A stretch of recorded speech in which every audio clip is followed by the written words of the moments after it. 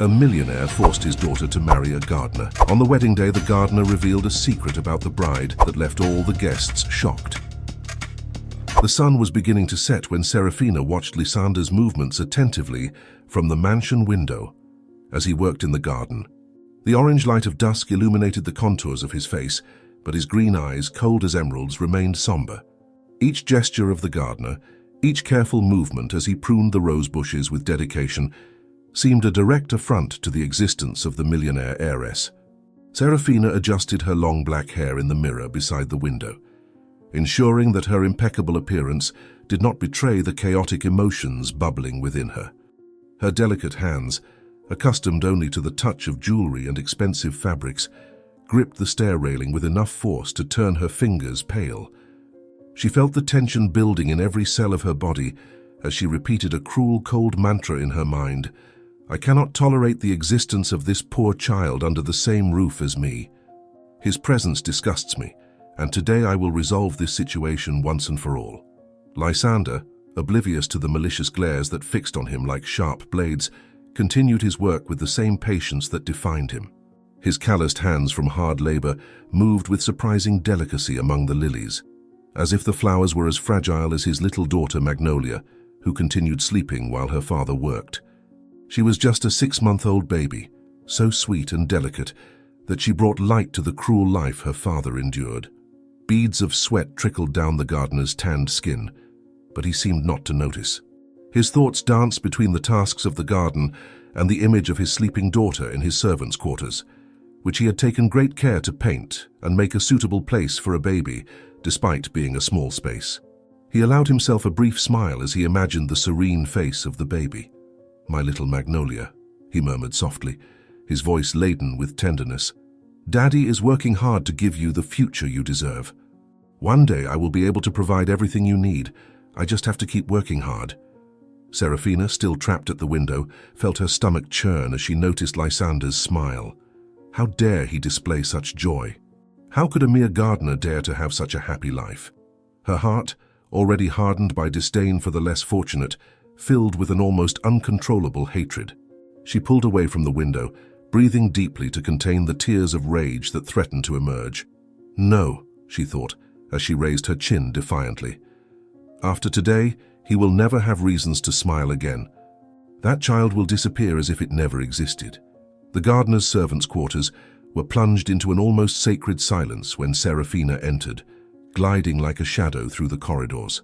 The walls, which had been painted by Lysander in pastel tones, seemed to awaken even more hatred in Serafina for the presence of the sleeping child. Magnolia, just 6 months old, slept peacefully, her delicate features inherited from her father, portraying an innocence that Serafina despised. Approaching the crib, Serafina looked at Magnolia's serene face with a cold disdain that made her lips tremble. "You should never have been here. Your father insists on bringing you to work. This is no place for children, especially like you," she whispered, her words laced with venom. "And today I will resolve this." With calculated movements, Serafina leaned over the crib, her eyes gleaming with determination and cruelty. Her delicate fingers, accustomed only to the touch of silk, wrapped Magnolia in a simple blanket. Adrenaline pulsed through her veins as she lifted the child, who was still drowsy and barely moved, in her arms. Serafina held her breath for a moment, fearing the baby's cry might attract someone. "Good girl," she murmured with a bitter smile. "The less noise you make, the sooner you'll be back where you belong." The corridors of the mansion, which had so often been the stage for her elegance, now seemed like oppressive labyrinths. Serafina walked hurriedly, each step echoing like a drum in her ears. The ancient paintings hung on the walls seemed to watch her, but she kept her chin raised, convinced of her superiority. "I'm just correcting a mistake," she whispered to herself. "People like them shouldn't mingle with us." When Serafina reached the back staircase, a momentary wave of relief washed over her. The movements of the servants could still be heard in the distance, but none of them seemed to be nearby. She exchanged her high heels for soft slippers, a careful planning to avoid any sound. Magnolia was beginning to squirm in her arms, as if she sensed that something terrible was about to happen. "Silence," she whispered to the child, her voice as cold as the wind outside. "Soon you'll be among your own." The back garden was enveloped in shadows, when Serafina emerged from the mansion. The scent of the lilies pruned by Lysander still hung in the air, a perfume she now associated with mediocrity. On the other side of the property, he continued to hum distractedly as he worked, while listening for any noise from the house to make sure his little daughter had not yet awakened. His voice, a simple and popular melody, made Serafina's stomach churn with disgust. After today, she thought, he will return to his proper place and stop humming like that. Serafina's car was parked in the back garage, away from prying eyes. She opened the rear door and placed Magnolia on the seat, with no care at all. "Soon you'll be among your own kind where a child of your class belongs," she muttered, adjusting her designer dress. Her hands trembled slightly as she turned the key in the ignition, not out of remorse but from the excitement of getting rid of that unwanted presence. "Soon everything will be as it should be," she told herself, observing her flawless reflection in the rear-view mirror. Minutes later, Serafina and Magnolia were moving away from the noble neighborhoods, the streets becoming increasingly deserted and decadent. The light from the lampposts barely illuminated the broken sidewalks, a scenario Serafina considered appropriate for her plan. Magnolia began to cry, first softly, then in a desperate wail that echoed through the car. Serafina slammed the steering wheel hard, irritated. "Cry, you little plebeian. Soon you'll be in your natural habitat where I won't have to hear your laments anymore." The route took her to a poor neighborhood she had carefully chosen. The simple houses, the potholed streets, the dimly lit alleys, everything there screamed misery, exactly what Serafina was looking for. She parked the car on a deserted street and picked up Magnolia in her arms again. The baby, exhausted from crying so much, had fallen asleep. "This is your true place," she muttered with contempt, "among the wretched where you were born to be." Serafina walked through the dark streets until she found an alley between two abandoned buildings. The place was perfect, dirty, degraded, a setting she deemed appropriate for someone of such low birth. She placed the child on the cold ground, hardly caring to adjust the thin blanket. The small rosary that Lysander used to leave in the baby's crib was in the little hands of the baby, and that caught Serafina's attention. For a moment she hesitated. It was a simple object, worthless like everything that came from them. "Keep that," she said with disdain. "It's all someone like your father can leave for you. A cheap rosary." Magnolia's cry echoed into the night when Serafina turned her back. The sound almost made her stop, not out of compassion, but out of fear of being discovered. She quickened her pace, disappearing into the darkness. "Goodbye, little indigent. Return to the world you belong to." The return to the mansion was like a breath of relief for Serafina. She had finally rid herself of that blemish in her perfect world. As she parked, she heard Lysander's desperate screams. She smiled, pleased with the chaos she had created.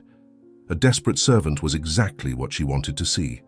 Fate, however, had other plans. As Serafina walked confidently towards the mansion, her high heels marking each victorious step on the polished marble, the night had already covered the sky with its dark cloak, but she felt radiant. Lysander's screams were music to her ears. The pain of an inferior was her particular delight. Adjusting her designer dress and running her hands through her perfectly coiffed hair, Serafina rehearsed her performance.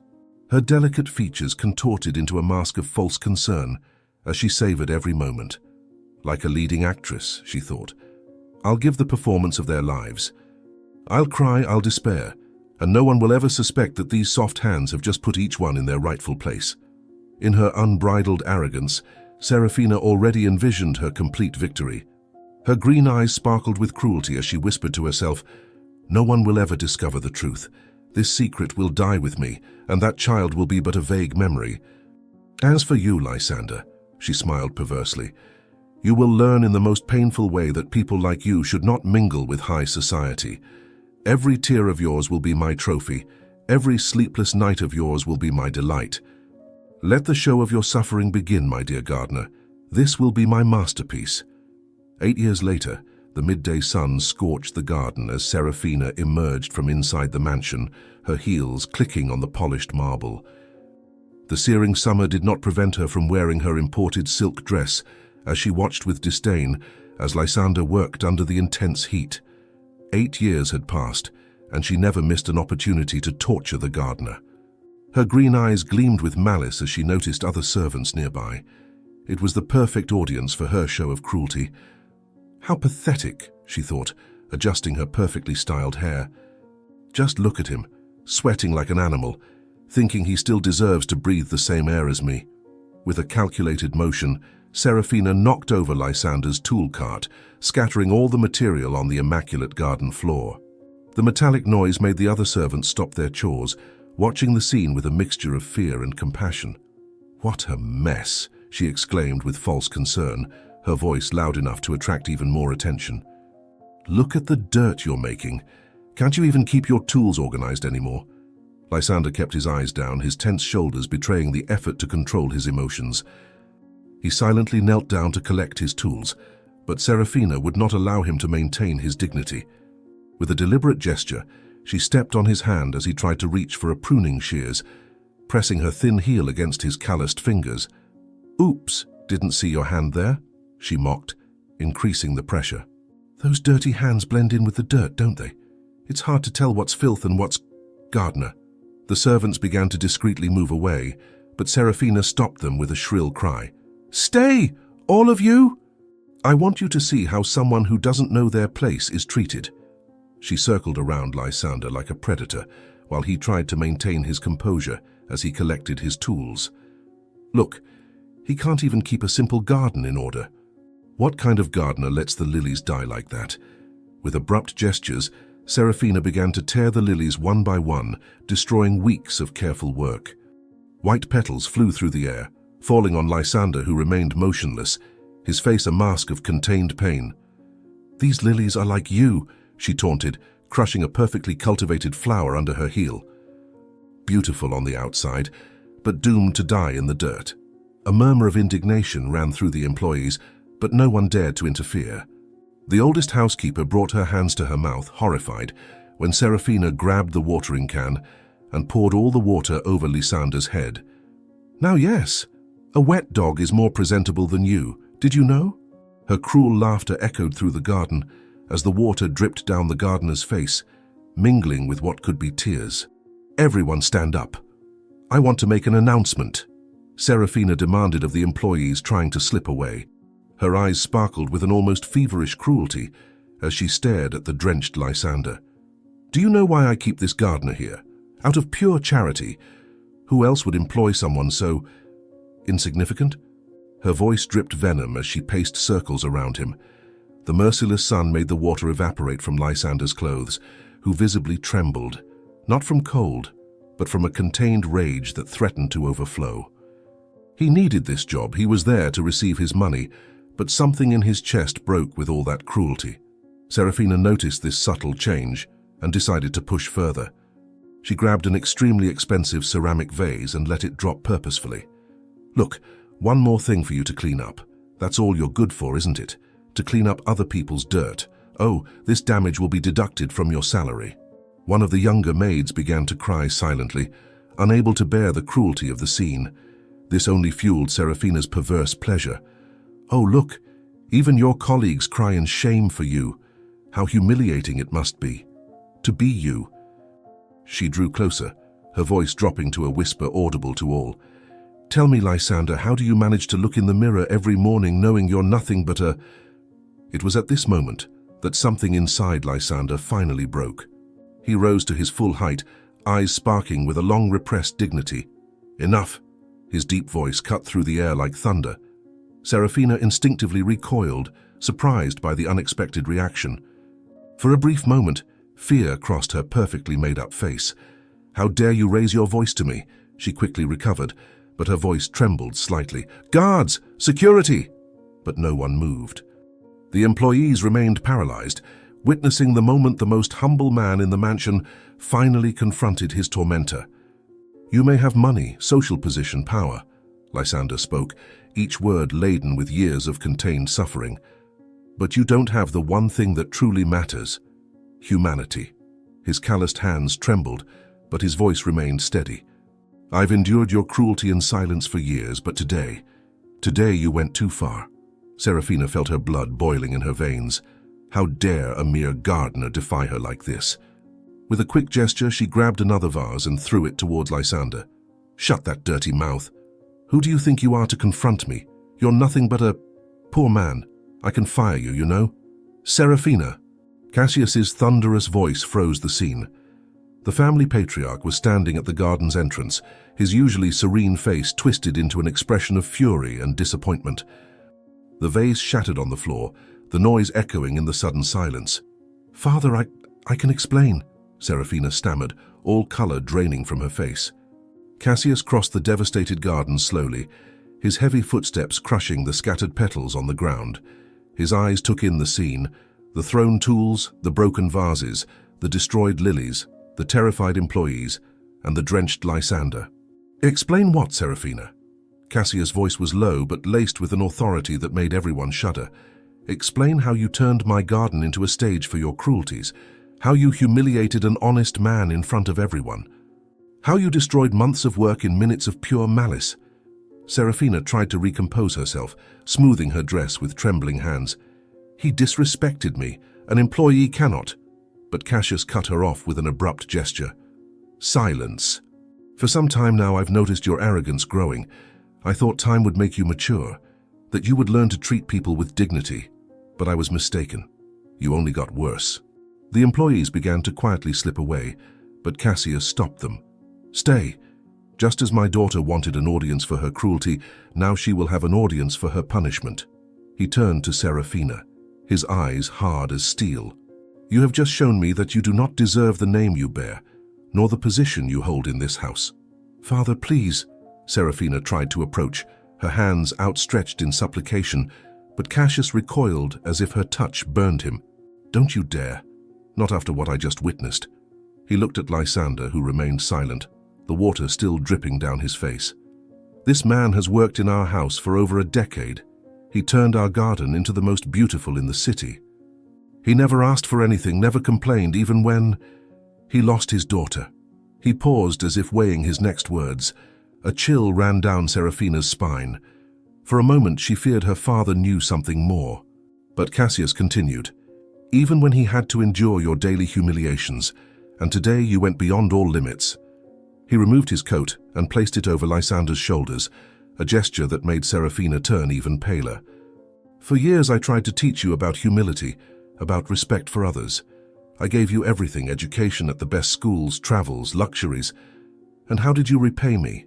By becoming this cruel and despicable being."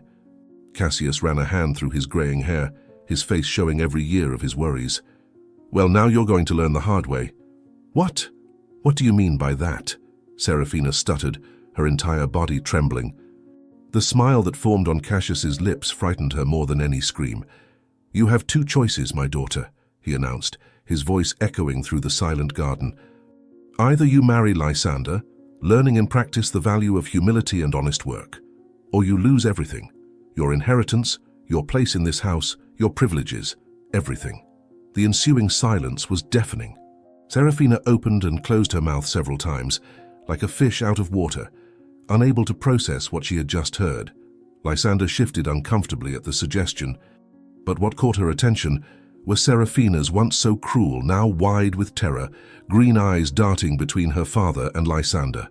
"You can't be serious," she finally managed to blurt out, her voice rising several octaves. Marry a gardener, a poor man? Is this some kind of sick joke?" "Do I look like I'm joking?" Cassius replied, his tone harder than steel. The other servants remained motionless, like statues in Serafina's personal garden of horrors. The relentless sun continued to punish everyone, but now it was her turn to sweat cold. "I'd rather die," she screamed, her voice hysterical. "You can't force me. You can't humiliate me like this." Cassius let out a dry, humorless laugh. "Humiliate like you just humiliated Lysander, like you've been humiliating everyone in this house for years. No, my daughter, this is not humiliation. This is justice." He approached her, his presence more intimidating than ever. "And as for not being able to force you this, you're right. I can't force you to marry, but I can and I will disinherit you if you don't. But Mr. Cassius, I would not marry your daughter." Lysander finally spoke, his voice still carrying dignity despite his drenched clothes. "You don't have to." But the patriarch interrupted him with a gentle gesture. "I understand, Lysander, My daughter needs to learn that there are consequences for her actions. And you deserve this reparation. You will be entitled to my entire fortune as her husband." Serafina staggered, needing to lean against a column to keep from falling. Her perfect world was crumbling before her eyes. "You can't do this to me," she whispered, tears of rage streaming down her perfectly made-up face. "I'm your only daughter, and that is precisely why I need to do this," Cassius replied, his voice now laden with profound sadness. "Because I have failed to raise you properly.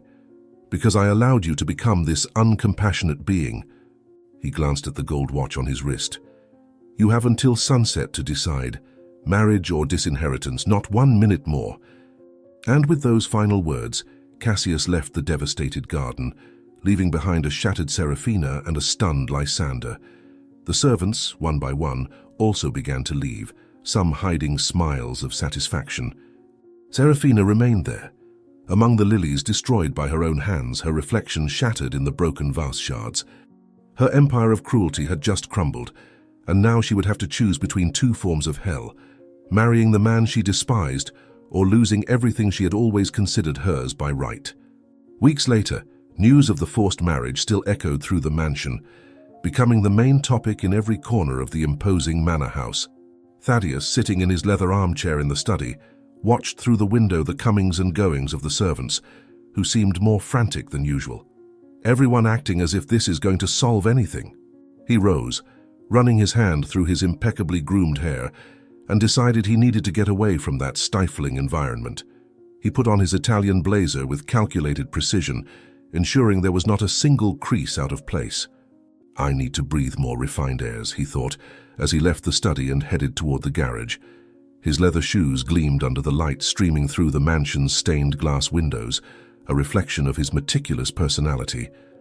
As he started the imported car, a malicious smile appeared on his lips. He didn't know exactly where he was going, but anywhere would be better than staying there. He stepped on the accelerator, driving through the upscale neighborhoods he so appreciated. The imposing mansions and perfectly manicured gardens passed by the window as a reminder of his superiority over others. "This is life," he murmured, adjusting the air conditioning to ward off any discomfort. However, as he drove aimlessly, Thaddeus realized he had unwittingly entered increasingly poorer streets. The dilapidated buildings and potholed sidewalks contrasted with the elegance he was accustomed to. His nose wrinkled in disgust as he observed the people around him, their simple clothes and faces marked by the hardship of life. "How do people manage to live like this?" he thought, trying to adjust the air conditioning, as if that could mask the stench of misery that, in his mind, seemed to permeate the air. It was then that something caught his attention. On the sidewalk, sitting on a piece of cardboard, was a young beggar woman. Despite her dirty and tattered clothes, there was something about her face that intrigued him. It wasn't just the youthfulness, but a silent dignity that seemed defiant, almost irritating. Thaddeus stopped the car abruptly, ignoring the annoyed honking behind him. How dare she look so serene amidst such filth? He asked himself, with a mixture of curiosity and contempt. He got out of the car carefully, avoiding any puddle or dirt that could stain his expensive shoes. The young woman, noticing his approach, raised her eyes, revealing a limpid, profound gaze that left him momentarily disconcerted. He disguised the feeling with a cynical smile. "You must be hungry, aren't you?" he asked, keeping a safe distance as if fearing her poverty might be contagious. The beggar nodded, clutching to her chest a small cloth bundle that seemed to be all she owned. "Yes, sir," she replied, her voice soft and polite, surprising Thaddeus. "It's been 2 days since I've had anything but stale bread." There was sincerity in her words, something he found almost absurd. How does one manage to live in such a deplorable state? He thought, frowning as he pretended to examine his perfectly manicured nails. "There is a grand feast at my house today," he said slowly, savoring each word as if casting a bait. "A wedding. There will be more food than you or your friends have seen in your entire lives," he added, gesturing disdainfully at the other nearby beggars. "Enough to last you all a month." The young woman's eyes, who later introduced herself as Magnolia, shone with interest. "You're inviting me to the party?" she asked, her voice trembling with disbelief. Thaddeus had to control the laughter that threatened to escape. "Of course," he replied, forcing a gentle tone. "It would be a charitable act, wouldn't you agree? Something the rich do to help the less fortunate." Magnolia's hesitation irritated him slightly, but he knew it would only make the manipulation more delicious. "At the party, we'll have a full banquet," he continued in a more persuasive tone. "Roasted chickens, succulent meats, chocolate cakes." He paused deliberately, watching the gleam of desire in her eyes. "And best of all, leftovers for all the employees to take home. Just imagine, enough food for an entire week." Magnolia clutched her audibly rumbling stomach, and Thaddeus had to contain his triumphant smile. "Why are you inviting me, sir?" she asked, her voice full of a mixture of hope and mistrust. "I'm nobody." "Dice," Thaddeus replied in a patronizing tone. "Charity is a virtue of the rich, and today I feel particularly charitable." He saw how his words disarmed her. Magnolia seemed to struggle internally whether to accept or refuse. "Come with me," he insisted, extending his hand. "I promise it will be an unforgettable night." The young woman finally stood up, though her trembling legs betrayed the weakness caused by hunger. She still clutched the bundle tightly to her chest, protecting it like a treasure. "If you're sure I won't be a bother," she murmured, her voice almost a whisper. Thaddeus smiled. "My dear, it will be an honor to have someone so special at our party." He opened the car door and watched with satisfaction her hesitation before getting in. Magnolia looked at her dirty clothes, visibly ashamed. "I'll make your nice car dirty, sir," she said, clutching the bundle to herself. "Don't worry," Thaddeus replied, feigning generosity. "Cars can be cleaned, but an opportunity like this is unique." As he drove through the wealthy neighborhoods again, Thaddeus watched Magnolia in the rearview mirror.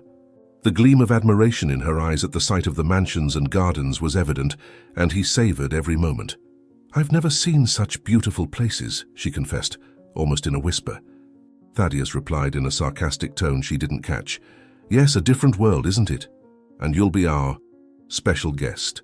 The car stopped in front of a closed clothing store. Thaddeus got out and motioned for Magnolia to follow. "I can't take you to the party." "Like that," he said, analyzing her from head to toe.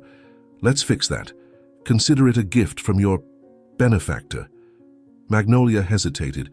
"But sir, I can't pay," she said, her voice full of shame. Thaddeus interrupted her with an impatient gesture. "I already told you it's a gift, just accept it." As they headed for the store's door, he lightly touched her shoulder, taking advantage of the momentary vulnerability to reinforce his position. "Trust me, Magnolia, tonight will change your life." And it would change, but not in the way she imagined. Thaddeus could barely contain his excitement at the thought of humiliating that girl in front of his friends. "Tonight will truly be unforgettable," he thought as he knocked on the store's door. "Not just for my sister, but for this foolish beggar who dared to cross my path."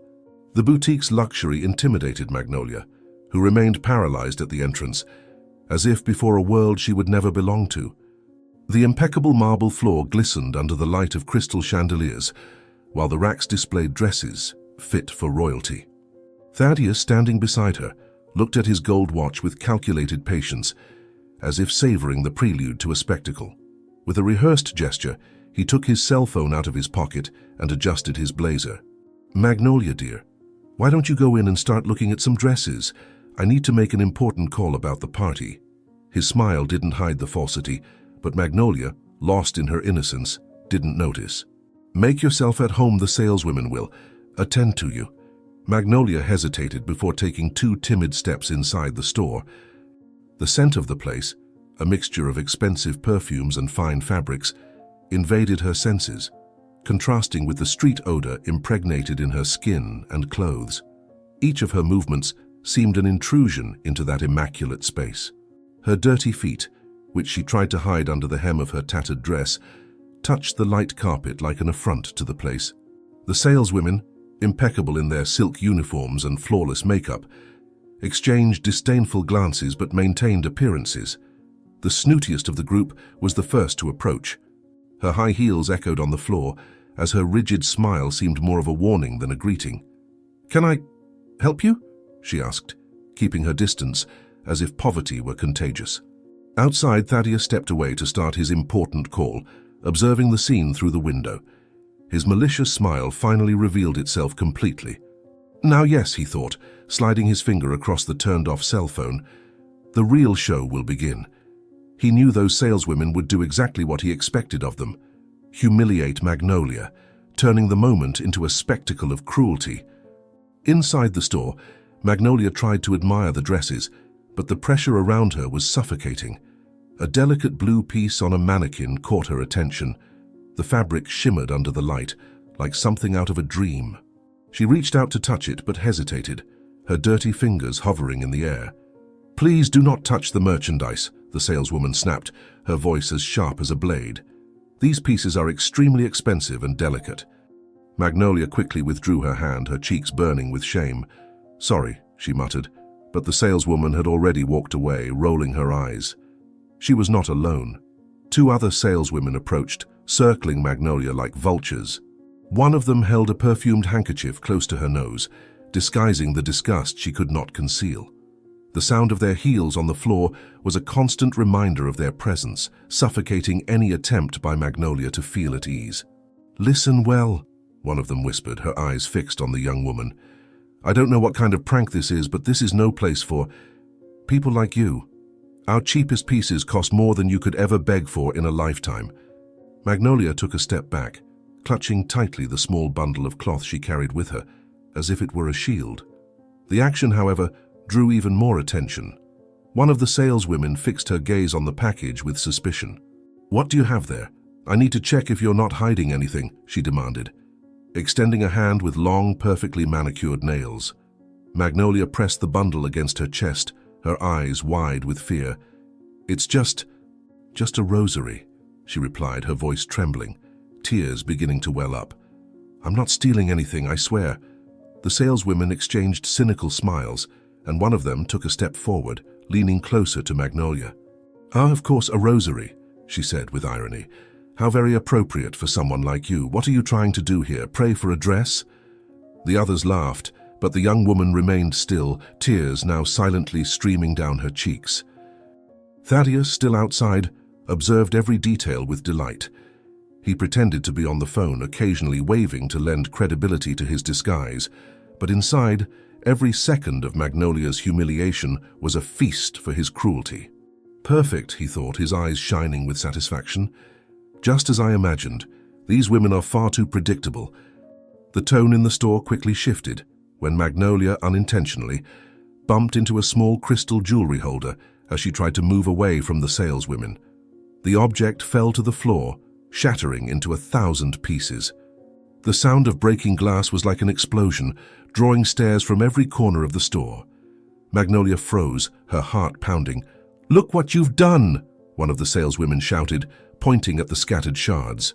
"That costs more than you'll see in your entire life. Guards, security!" Magnolia began to mumble apologies, her hands trembling as she tried to gather the pieces. "I'm sorry. It was an accident. I can clean it up." But her words were cut off by more shouts. "Clean it up? With those filthy hands?" One of the saleswomen took a threatening step toward her, her finger pointed like an accusation. "Get out of here before we call the police." The humiliation reached its peak when one of the saleswomen grabbed Magnolia's arm to escort her out.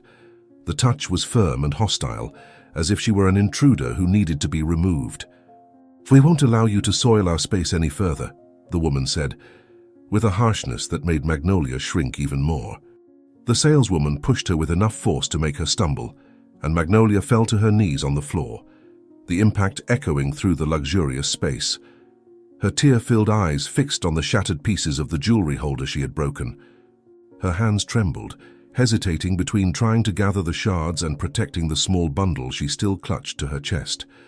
The laughter and comments from the saleswomen were an additional blow, hitting her with a force no push could match.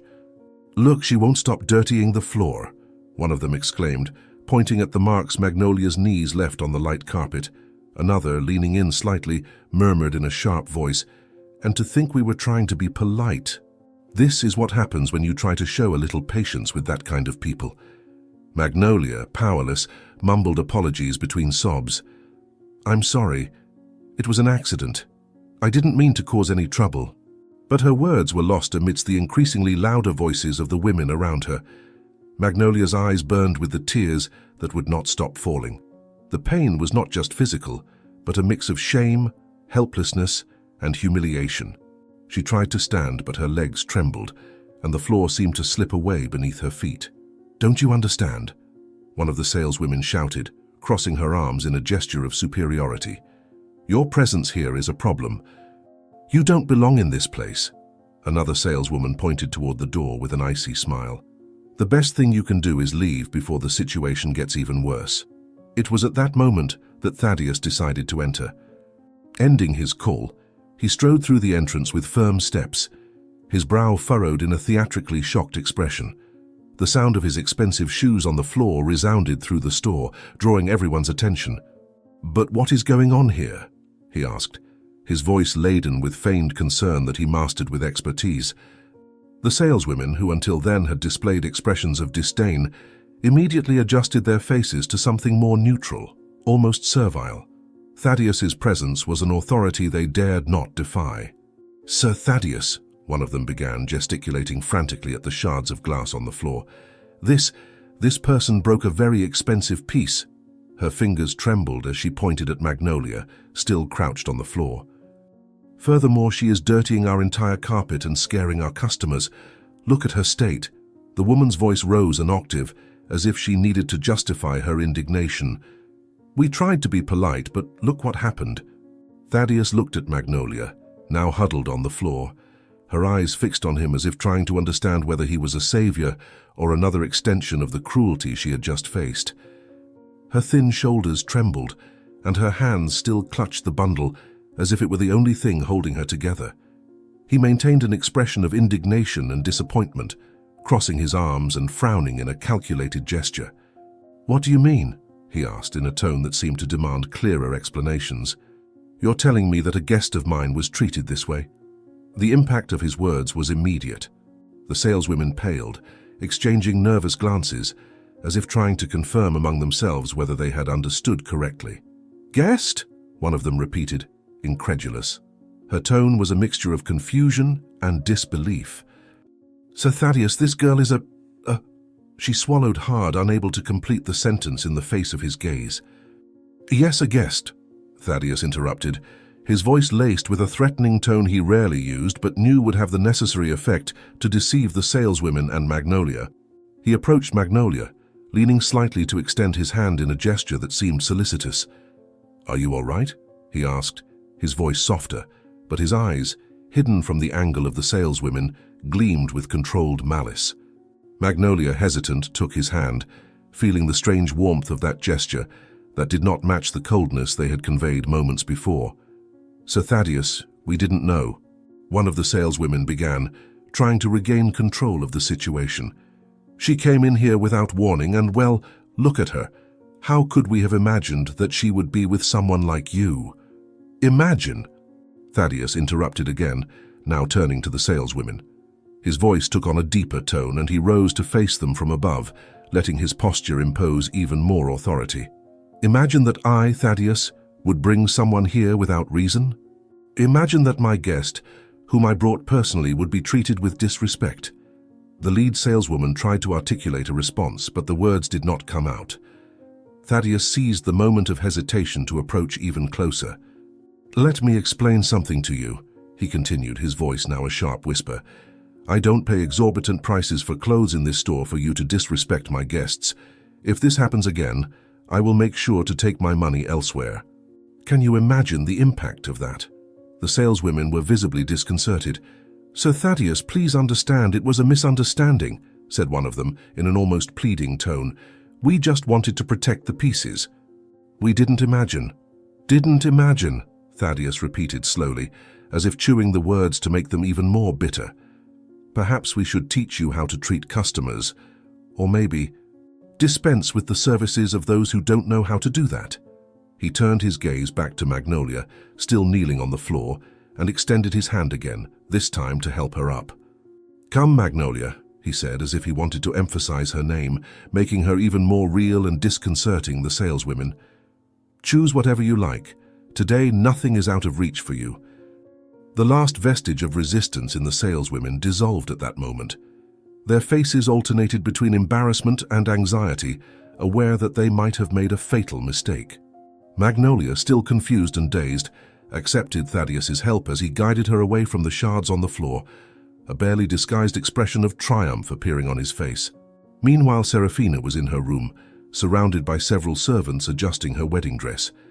The delicate white fabric contrasted with the darkness emanating from her eyes as she observed her reflection in the gilded mirror frame.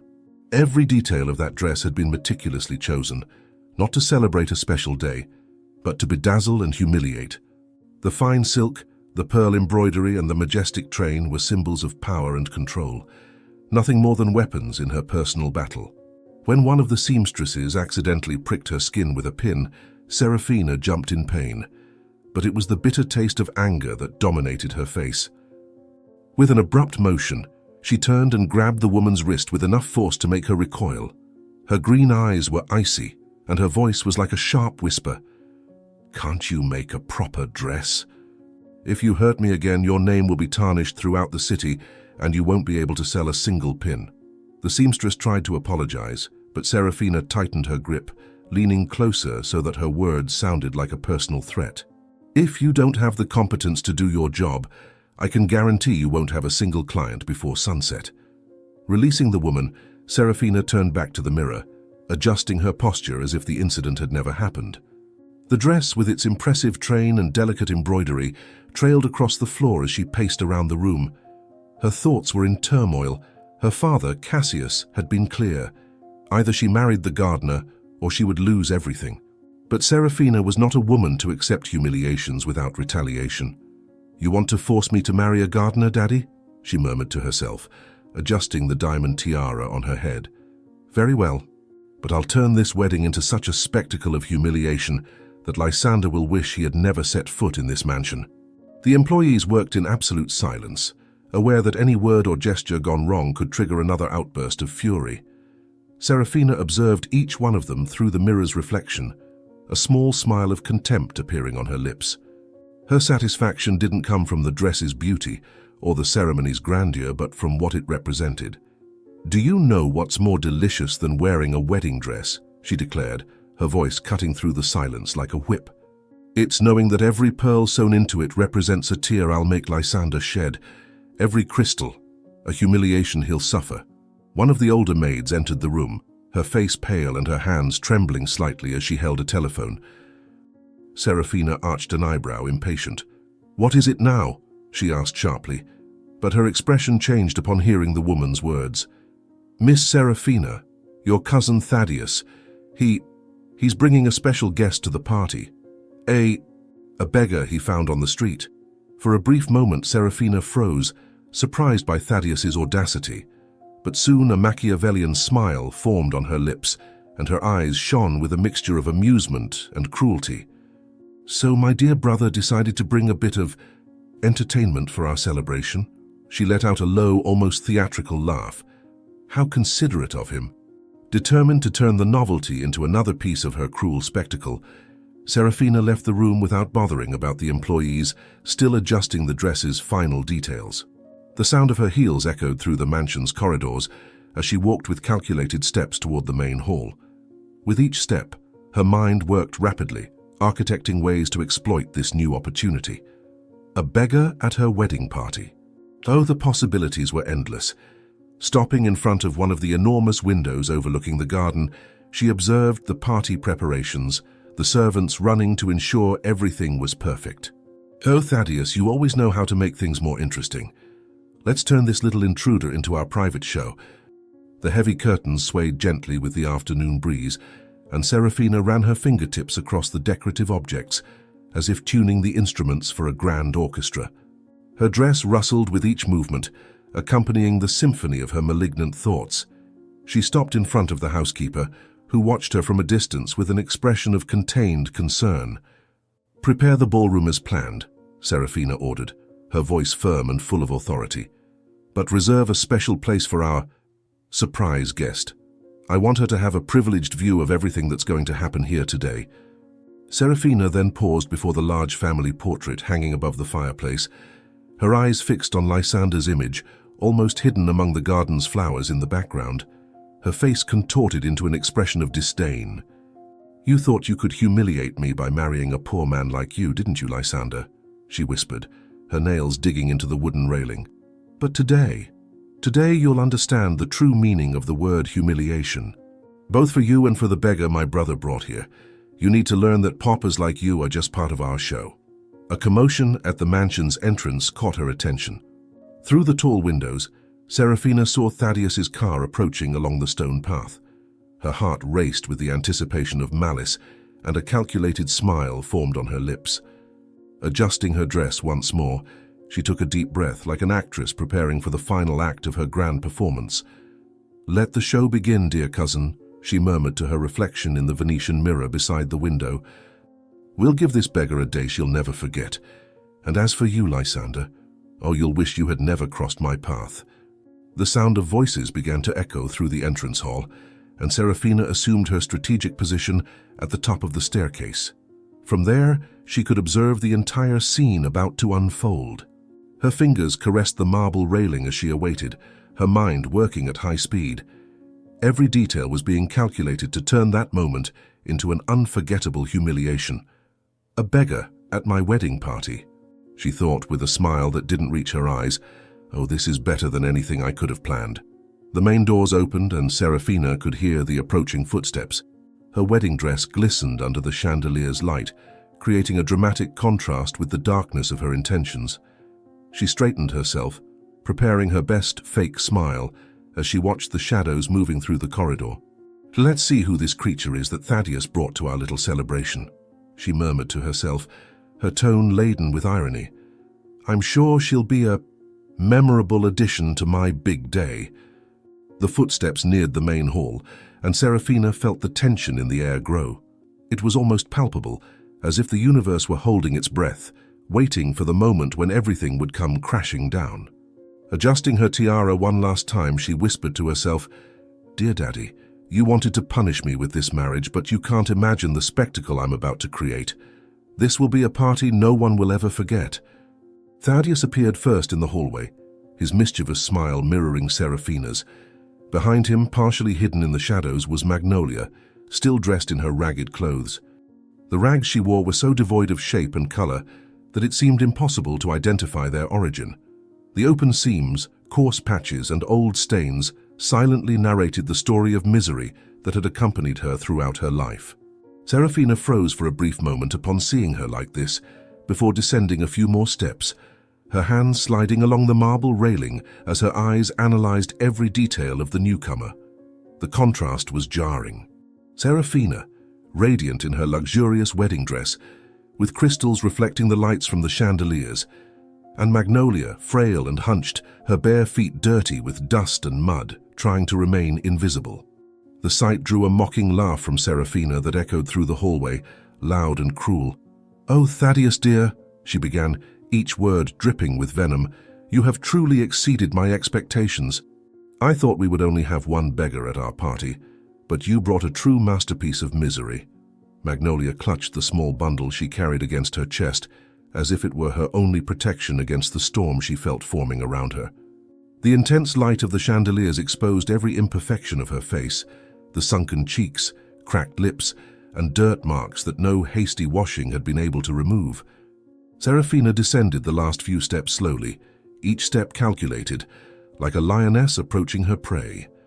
Circling around Magnolia, Serafina allowed herself to savor the tension in the air. The rustling of her dress seemed to underline each cruel word that came from her mouth. "Tell me, little beggar," she said, leaning in close enough for her green eyes to meet Magnolia's, "when was the last time you had a real bath? The smell of the street is still ingrained in you, even with those rags. I bet you don't even know what hot water is." Magnolia tried to avoid Serafina's gaze, her eyes fixed on the shiny marble floor. However, her silence only seemed to encourage the bride, who gave a satisfied smile before continuing. "Just look at her," she said, addressing Thaddeus, who watched everything with evident pleasure. "Trying to mingle among real people. Those rags she wears, the perfection of destitution. You know what they say, don't you? You can take the beggar out of the street, but you can never take the street out of the beggar." Magnolia remained motionless, like a statue. But the tension in her body was evident, her hands gripping the bundle with such force that her knuckles turned white, the slight tremor in her legs, her quickened breathing. Serafina noticed this and intensified her attacks. "Not even all the French perfume in the world could mask that gutter stench," she said, laughing softly. "It's as if every pore of your body exudes the essence of misery. Tell me, do you even know how to use soap?" The insults continued to rain down, each one crueler than the last. Serafina pulled at a piece of the rag Magnolia wore as a skirt, waving it in the air as if it were a piece of trash. "Is this a garment or a floor cloth?" she asked, tossing the fabric back at the girl. "Even the maids here dress better than you. Do you know what dignity is? Or was that too stolen from you along with everything else?" Magnolia began to tremble slightly, but still without saying a word. Tears glistened in her eyes, but she struggled to keep them contained, as if refusing to give her oppressor the satisfaction of seeing her cry. Serafina, however, noticed the fragility and decided to probe the wound even deeper. "Oh, don't cry, dear," she exclaimed, with false pity that only made her words sound more sadistic. "Beggars' tears don't move me. I bet you use them to get a few extra coins on the streets, don't you? A performance worthy of applause." With each insult, Serafina's posture became more confident, while Magnolia seemed to shrink in size, crouching under the weight of the words. Thaddeus stepped forward, crossing his arms as he watched the scene with evident satisfaction. "Serafina," he said, his tone laced with cynicism, "you really know how to turn a dull situation into something unforgettable. Look at her, so quiet, so pathetic. Isn't it adorable?"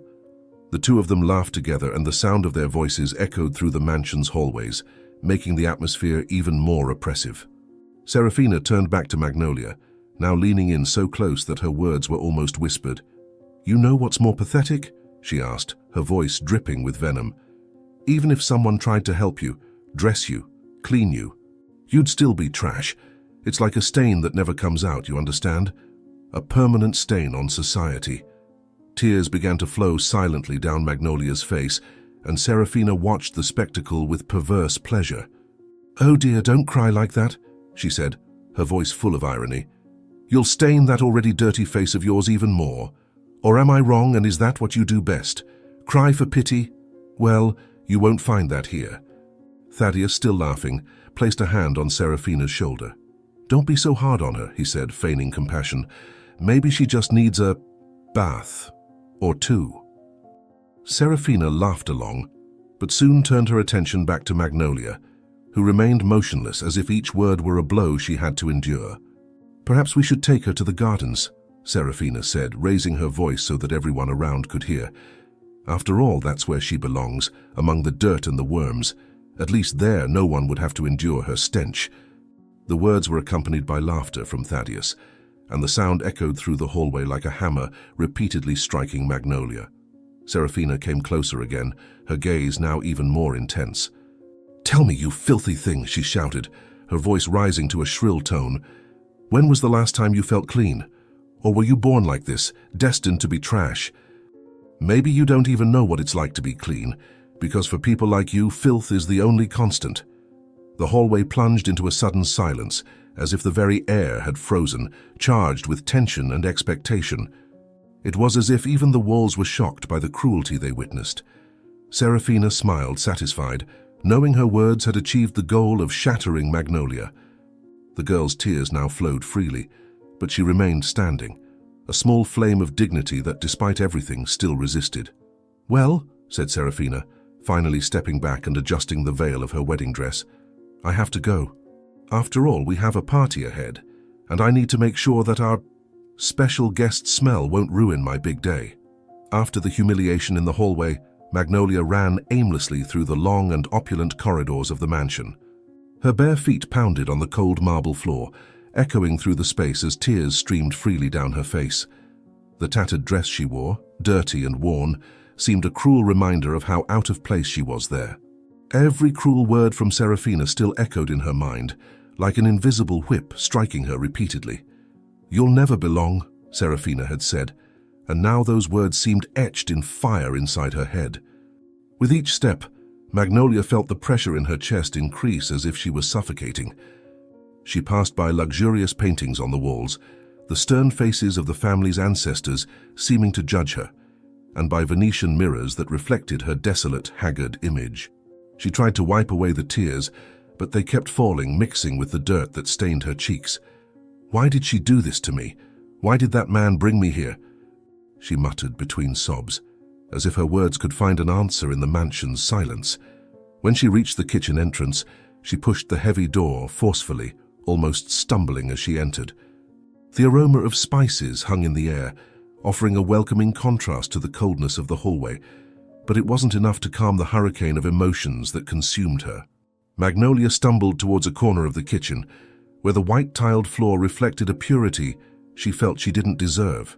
With her back against the cold wall, she slid to the floor, clutching the small rosary she always carried.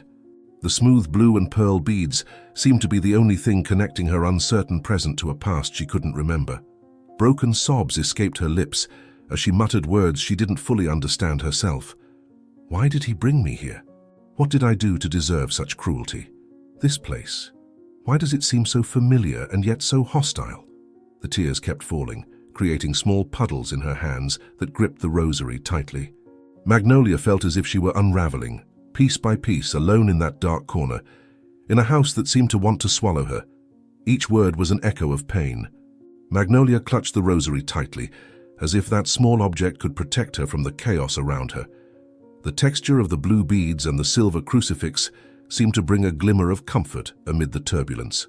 Her soft sobs reverberated through the empty kitchen until the sound of clinking dishes indicated she was not alone. Donna Carmela, the mansion's longest-serving maid, was organizing the dishes when she heard the sobs coming from the kitchen corner. With over 30 years of service in that house, Carmela knew every nook and cranny, every story and secret those walls held. Her experience gave her an almost instinctive sense for detecting suffering, and what she saw as she approached made her heart ache. A small beggar girl, hunched and trembling, seemed like a lost child. With slow, careful steps, Carmela crouched beside her, her voice soft and maternal. "What happened, dear? What are you doing here? Is everything okay? What can I do to help you?" The afternoon light streamed through the window, illuminating Magnolia's face. It was then that Carmela noticed the small rosary in the girl's hands. Her eyes widened, and the dishes she held almost dropped to the floor. The bluish beads intertwined with pearls, and the delicate silver crucifix were unmistakable. Trembling slightly, Carmela reached out her hand as if she couldn't believe what she was seeing. Her voice came out in a whisper laden with disbelief. "My God, that rosary! I know that rosary. Where did you get it, girl?" Magnolia's face lifted slowly, her eyes still brimming with tears. She clutched the rosary to her chest, as if afraid it might be taken from her. Carmela, now visibly shaken, moved closer, her wrinkled fingers touching the delicate beads with an almost religious reverence. "This rosary," she began, her voice choking with the force of memories, "belonged to our gardener. He said it was a family heirloom, blessed for generations." Carmela's words made Magnolia lean forward, captivated by the urgency in the old woman's voice. "He works here as a gardener, a good person, so dedicated. Had a beautiful little baby girl, precious, but one day something terrible happened. The baby disappeared, and he was never the same after that." Magnolia swallowed hard, her eyes fixed on Carmela as the story unfolded. The rosary in her hands seemed to pulse with an energy of its own, as if reacting to the elderly lady's words. Carmela looked at her with a mixture of hope and fear. "The baby was only a few months old when she went missing," she said, now almost in a whisper. "It was a sunny morning. Lysander had left the rosary in the cradle while the baby was sleeping, saying it would protect the girl during her nap. Minutes later, both the rosary and the baby had vanished. No one ever knew what really happened. The police searched for her. The father searched for her for years. He still searches for her to this day, with no trace of the girl." Silence fell over the kitchen as the two processed the gravity of that revelation. Magnolia looked at Carmela with a mixture of confusion and curiosity. Carmela, however, had not finished. Moving even closer, she continued now with a trembling voice. "The girl's father, he never gave up. He searched everywhere, followed every lead, no matter how absurd. But he never found anything. And now, This rosary appears in your hands. How is that possible, girl? Who are you really? A noise at the door interrupted the moment, the two startled, and Carmela quickly straightened up. In the kitchen doorway, Serafina appeared, her eyes flashing with anger. She had overheard part of the conversation, and her fury was palpable. "What do you think you're doing, Carmela?" she shouted, her voice echoing through the kitchen. "Telling old stories to a beggar? You're fired. Grab your things and get out of this house immediately." Carmela's dignity, built over decades of service, remained unshaken. Straightening herself, she looked directly at Serafina, her voice steady despite her fear. "Miss Serafina, I was only telling that story because the girl, she has a rosary identical to the one that was with Lysander's little daughter." Serafina's eyes narrowed even further, a dangerous glint appearing in them as she advanced. Every step seemed to strike at the growing tension in the kitchen, the menacing sound of her wedding gown rustling with her movement. "Shut up!" Serafina yelled, her voice cutting through the air like a blade. "You don't know what you're talking about, and if you dare say anything else, I guarantee you'll never find work in this town again." Donna Carmela swallowed hard, her hands trembling slightly as Serafina's cruel words hit her like a punch. For a moment she seemed to falter, but then her eyes met Magnolia's. The girl remained motionless in the corner, her eyes wide as she watched the scene unfold. It was as if Carmela found the strength she needed to speak in that gaze, and her voice, though soft, carried a determination that defied Serafina's authority. "May God protect you both," she said, her voice thick with emotion. "And may the truth find its way, even through the densest darkness." The words seemed to ignite Serafina's fury even further. She took a step forward, her face now contorted with rage. "You think your prayers mean anything to me, Carmela? Let me be clear. You have exactly 5 minutes to grab your things and get out of this house. I don't want to hear another word out of your insolent mouth." Carmela, her heart heavy, bowed her head for a moment, but then looked back at Serafina, her eyes brimming with tears but firm. "Miss Serafina, please," she pleaded, her voice full of desperation. "I have 2 small children. They depend on me. This job, it's all we have. Please let me stay. I didn't mean to disrespect you. I just—" Her voice failed, choked by the tears now streaming down her face. Magnolia, still huddled in the corner, clutched the rosary to her chest, watching in utter silence. The pain in Carmela's eyes was palpable, and the girl felt every word as a weight on her own chest. "I've worked here for over 30 years, Carmela continued, her knees nearly giving way before Serafina. "I've always served this house with loyalty. Please, don't send me away. My family won't survive without this job." Serafina folded her arms, her expression impassive in the face of her plea. "Oh, Carmela," she said, her voice dripping with sarcasm. "Do you really think your drama moves me? How many children you have, or how many years you've worked here is not my problem. I warned you not to meddle in matters that don't concern you, and now you're reaping the consequences." Carmela fell to her knees, her hands clasped together in a desperate gesture of supplication. "Please, miss, I'll do anything. I'll clean every corner of this house, work double shifts, but don't send me away. My children, they have no one but me." Serafina leaned in slightly, a cold smile playing on her lips as she looked down at Carmela, as if she were above her in every sense. "You should have thought about your children before opening that big mouth of yours," she said, each word laden with contempt. "Now get up. Your pathetic scene is boring me." Magnolia watched the scene with a heavy heart, the rosary in her hands now almost cutting into her skin from how tightly she gripped it. Serafina's cruelty seemed to know no bounds, and the girl felt a silent wave of anger rising within her. She wanted to scream, but the words seemed stuck in her throat. Serafina adjusted the veil of her wedding gown with an air of superiority. "I'm going to give you exactly 5 minutes, Carmela," she declared, not looking back. "And if you're not out of here after that time, I'll call the police. And believe me, no one will dare hire you again after that." Carmela remained kneeling for a moment, her face wet with tears while Magnolia looked at her with wide, compassionate eyes.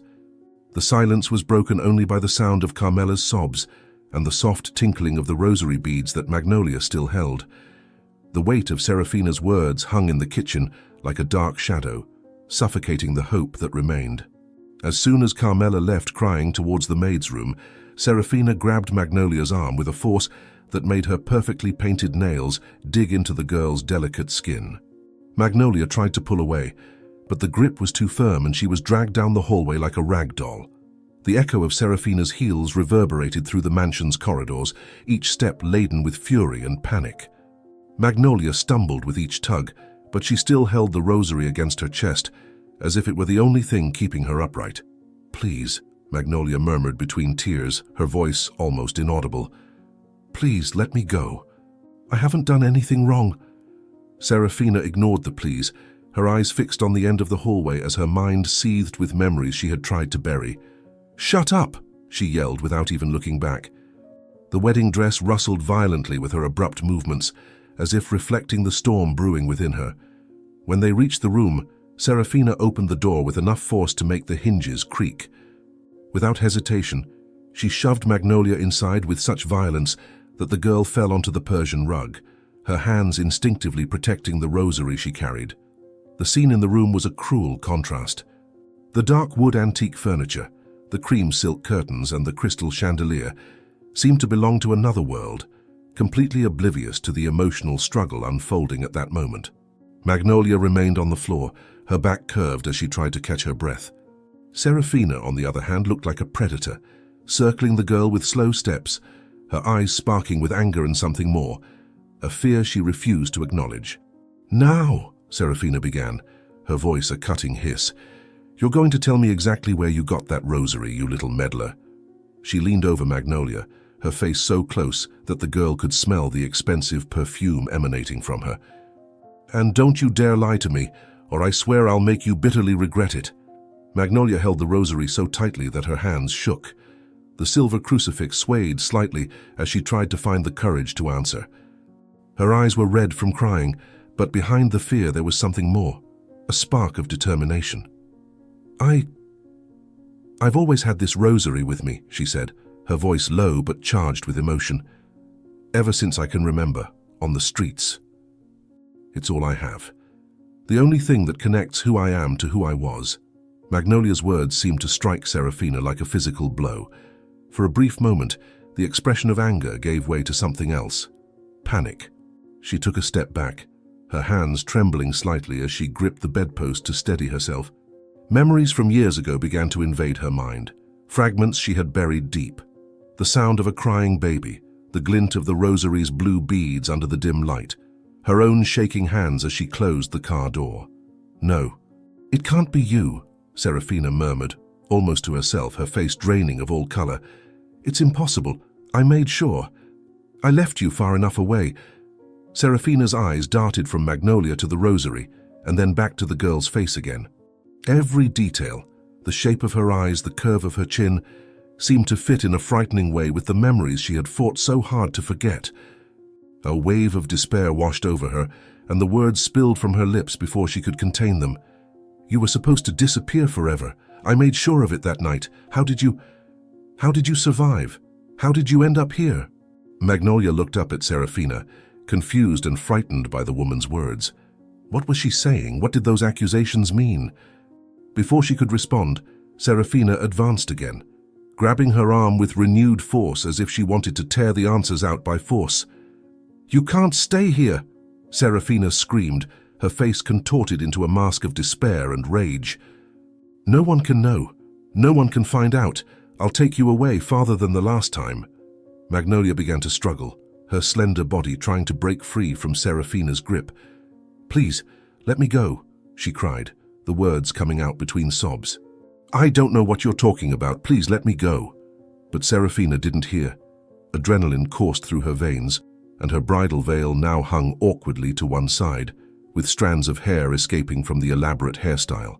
"You're going to get in that car with me right now," she roared, dragging Magnolia toward the door with superhuman strength.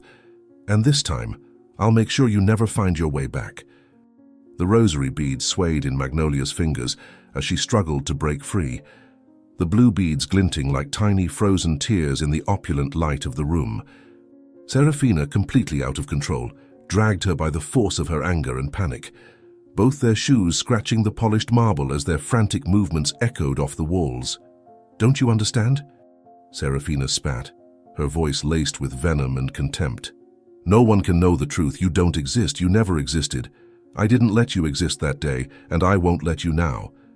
Serafina stopped abruptly, spinning Magnolia by the arm to face her, her eyes sparking with a mixture of anger and superiority. "Look at you," she began, her words dripping with cruelty. "Look at those dirty clothes, that disheveled hair, those filthy hands. You think you belong here? Do you think anyone in this house or in this world, to be honest, would accept someone like you? You were born to crawl in the streets, to live among rats and mud. That's where people like you belong." Magnolia, gasping, tried to back away, but Serafina held her with relentless force. The woman's wedding dress rustled like a sinister shroud as she continued. "Do you know why people like me exist? To keep the balance, to ensure the lines are never crossed. People like me are the pillars of this society, while you and your kind are just the weight we drag to keep everything in order. You should never have approached something as grand as this house, this world. It's an affront, an insult." She laughed, but it was a cold laugh, empty of any humor.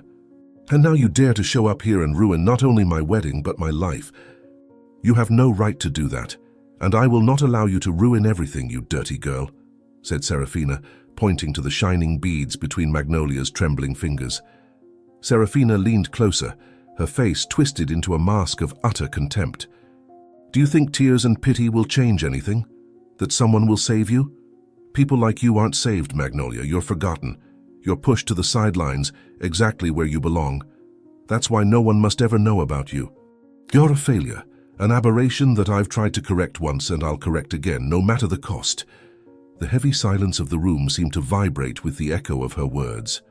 Magnolia trembled, but held the rosary tighter than ever, as if it were the only shield against the torrent of cruelties Serafina poured over her. Tears streamed down her face, but her eyes never left Serafina's. The force of the woman's hatred seemed to suffocate the air around her. But still, Magnolia resisted, small and vulnerable, but still standing before the hurricane that was Serafina. Magnolia's silent screams seemed to echo off the walls of the room. But then, like a thunderclap, a deep, authoritative voice cut through the air. "Serafina, what is the meaning of this?" Cassius stood at the doorway, his face frozen in an expression of shock. The patriarch's eyes alternated between Serafina, who still gripped Magnolia tightly, and the girl on the floor, trembling and clutching the rosary as if it were her last line of defense. Serafina released Magnolia immediately, her face assuming a practiced expression of innocence. She smoothed her wedding dress with quick gestures, trying to regain her composure as her heart hammered in her chest. "Father," she exclaimed, her voice sweet and controlled, "I was just, helping our guest get ready for the party. You know how Thaddeus is so inconsiderate, bringing unsuitable people to our celebrations." Cassius took a few steps into the room, his eyes still fixed on the scene. There was something in his posture that suggested he didn't believe a word Serafina said. "The wedding is about to begin," he said, his voice heavy with authority. "All the guests have arrived. This is no time for whatever it is you were doing." Serafina approached her father with a studied smile, as if trying to dispel any doubt he might have. "Of course, father," she said, delicately linking her arm through his. "I only wanted to help. You know how I have a kind heart, always concerned for the less fortunate. But you're right. This is no time for charity. We have a wedding to celebrate." She cast one last look at Magnolia, her eyes laden with sinister promises. "After the wedding, dear," she whispered, her voice so low that only Magnolia could hear. "We'll finish our conversation. And this time I assure you it will be definitive." Cassius looked at Serafina with an expression of distrust before leading her out of the room. The air seemed heavy with unspoken secrets, and Magnolia remained on the floor trembling and clutching the rosary to her chest. When the door closed, leaving her alone, the girl felt something shift inside her. The truth was there within her grasp, but shrouded in shadows that needed to be dispelled. As soon as they left, Magnolia waited for a few minutes before hurrying down the hallway, her heart pounding and her hands still trembling after the confrontation with Serafina. Her footsteps echoed through the corridors as she tried to recompose herself. The small rosary swung from her fingers as if it were the only thing capable of anchoring her to reality. Serafina's cruel words still hammered in her mind, leaving her lost in a mix of fear, shame, and growing despair. Tears streamed down her face as she quickened her pace, seeking any dark corner where she could disappear. As she turned the corner leading to the kitchen, Magnolia bumped into Thaddeus, who was walking with his usual air of superiority and purpose. He stopped immediately upon seeing her, the sight of the girl with red eyes and a tear-stained face sparking a flicker of satisfaction within him. He didn't need to ask what had happened. He already suspected that Serafina had used all her cruelty on the girl. However, Thaddeus saw in that vulnerability a perfect opportunity for his next plan. "Magnolia!" he called, softening his tone with calculated sympathy. "Why are you crying? Did something happen?" His expression seemed genuinely concerned, but there was a malicious glint in his eyes that Magnolia didn't notice. She tried to avert her gaze and move on, but he blocked her path with a gentle gesture. "Please don't run away. I know it's all too much for you. This house, these people, but you don't have to face it alone." Magnolia sniffled, trying to wipe away the tears with the back of her hand. I just want to leave," she mumbled, her voice choked. Thaddeus sighed theatrically, as if pondering a solution. "Leave? No, that's not an option. You're my guest, Magnolia. I can't allow you to leave here hungry and sad. Come with me. I want you to experience the delicacies we've prepared for the party. After all, you deserve it, don't you?" She hesitated, clutching the rosary against her chest, as if it would protect her from any harm. "I don't know. I think I've caused enough trouble," she said, her voice almost a whisper. Thaddeus took a step closer, shortening the distance between them, and lowered his voice, now laden with false tenderness. "Trouble? Don't say that. You're special, Magnolia. I want everyone at the party to see that too. Please, trust me." Reluctantly, Magnolia nodded, allowing him to lead her. Thaddeus offered his arm in a gallant gesture, but she refused, preferring to walk alone. He shrugged and began guiding her down the lighted hallway, each step marked by the echo of shoes on marble. As they approached the ballroom, the sounds of laughter and music grew louder, mingling with the clinking of crystal glasses and the lively murmur of guests. Along the way, Magnolia looked around, feeling increasingly out of place. The walls decorated with imposing paintings, the antique furniture, and the extravagant floral arrangements made her feel even smaller, even more inadequate. "It's so different," she murmured, more to herself than to Thaddeus. He heard and didn't miss the opportunity to exploit her insecurity. "Yes, it's another world, isn't it? But today you're a part of it. Trust me, dear, they'll love to meet you." Despite the comforting words, there was something in Thaddeus's tone that made Magnolia shudder. She continued following, her eyes now fixed on the rosary she held, as if seeking courage in that small object. When they reached the ballroom door, Thaddeus stopped and turned to her, adjusting his collar with a casual gesture. "Breathe deeply, Magnolia. This is your big chance to introduce yourself. Let's give these people something to remember." Before she could respond, Thaddeus gently pushed open the ballroom doors, revealing the grand space that seemed straight out of a fairy tale, or a nightmare. The lights from the crystal chandeliers shone with an almost blinding intensity, reflecting off the glasses and silver adornments on the tables. The guests, elegantly dressed, moved with a rehearsed lightness, their voices blending into a lively hum. Magnolia stopped at the entrance, frozen by the sight. Her heart raced and her hands sweated. Thaddeus, sensing her hesitation, placed a gentle hand on her back, pressing her gently to take the first step. "Come, my dear. Don't be afraid. You're among friends." As they entered, the glances began to turn towards them, curious about the young woman's presence. Magnolia felt the weight of every pair of eyes on her, and her steps faltered. But Thaddeus, maintaining his composure, led her through the ballroom, finally stopping in the center. He took a step forward, leaving her slightly exposed, as if she were an exhibit. The mansion's ballroom, with its resplendent chandeliers and opulent decor, became a stage for a spectacle of cruelty that intensified with every second. Thaddeus, with a smile brimming with malice, reigned at the center of attention. He reveled in the curious glances of the guests as he advanced towards the corner where Magnolia remained huddled, clutching the small rosary to her chest like an anchor. The contrast between the luxury around her and the girl's desperate simplicity was almost theatrical. as if Thaddeus had planned every detail. "My dear friends," he announced, his loud voice cutting through the sounds of murmurs and laughter that filled the room. All eyes turned to him, and Thaddeus, savoring the moment, raised his glass in a theatrical gesture. "I have a special surprise for you tonight. A unique guest, who will tell us a fascinating story about what it's like to live on the other side of town." As the bright lights highlighted every detail of Magnolia's ill-fitting dress and disheveled hair, exposing her as a living work of humiliation. "Look at this fascinating creature I found today," Thaddeus continued, his tone laden with false sympathy. "A true survivor of the streets. Tell me, friends, how many of you have had the privilege of meeting someone so authentic?" He turned to Magnolia, leaning in so that only she could hear. "Don't be shy, dear. This is your moment to shine." The guests chuckled softly, a laugh that soon grew in volume as Thaddeus continued his cruel spectacle. "Tell us, dear," he taunted, his voice now louder so everyone could hear. "What's it like to spend your nights under the stars, without a roof, without comfort? It must be a privilege that we, mere mortals, could never understand." The laughter began shyly, but soon grew in intensity.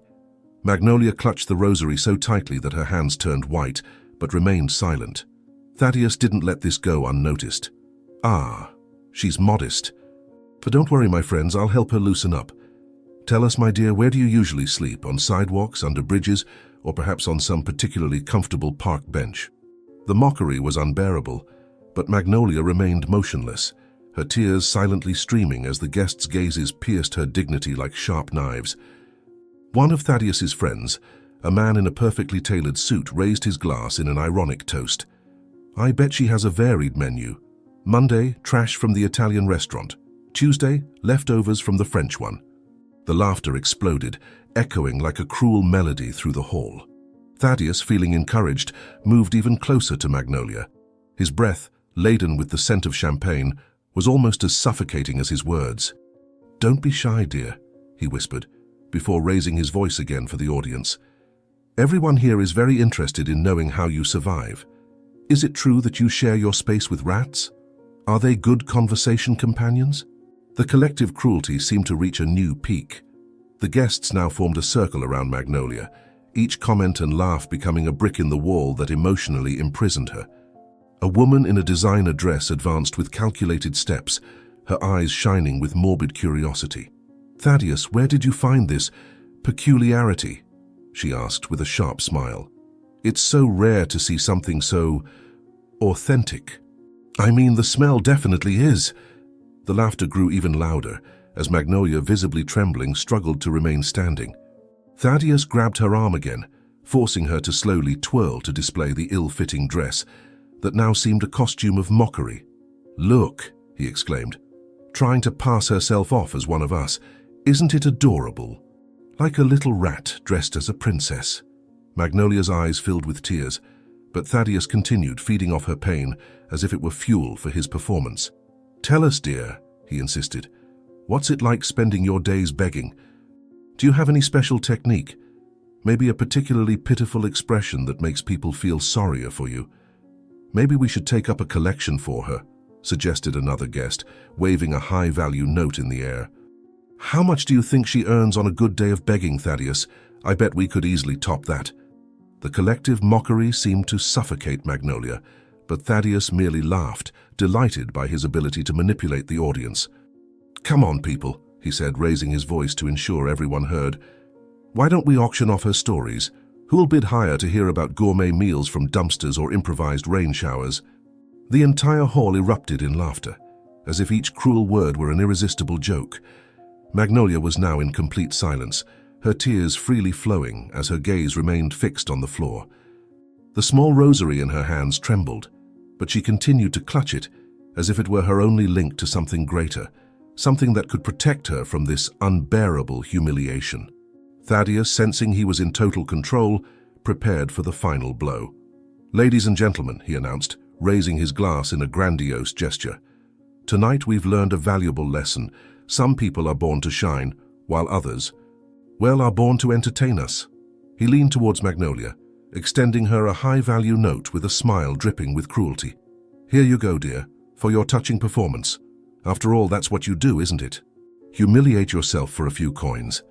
The laughter reached its peak, filling every corner of the hall with a sound that seemed to reverberate in Magnolia's soul. But even amidst that whirlwind of cruelty, she didn't let go of the rosary.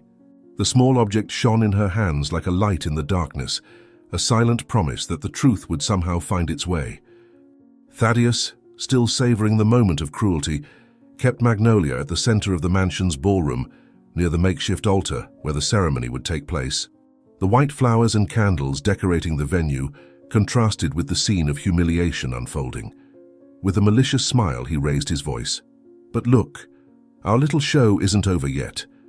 Our special guest has a fascinating story to share before the ceremony. Come on, dear. Tell everyone how someone like you ended up on the streets." Serafina, who was overseeing the final arrangements in the decorated hall, froze upon hearing Thaddeus's words. Her fingers, adjusting a flower arrangement, trembled slightly as she turned and saw the rosary in Magnolia's hands, shining under the chandelier's light. Thaddeus, oblivious to his cousin's sudden tension, kept pressing.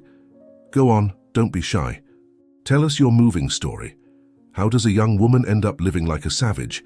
It must be a memorable tale for our guests."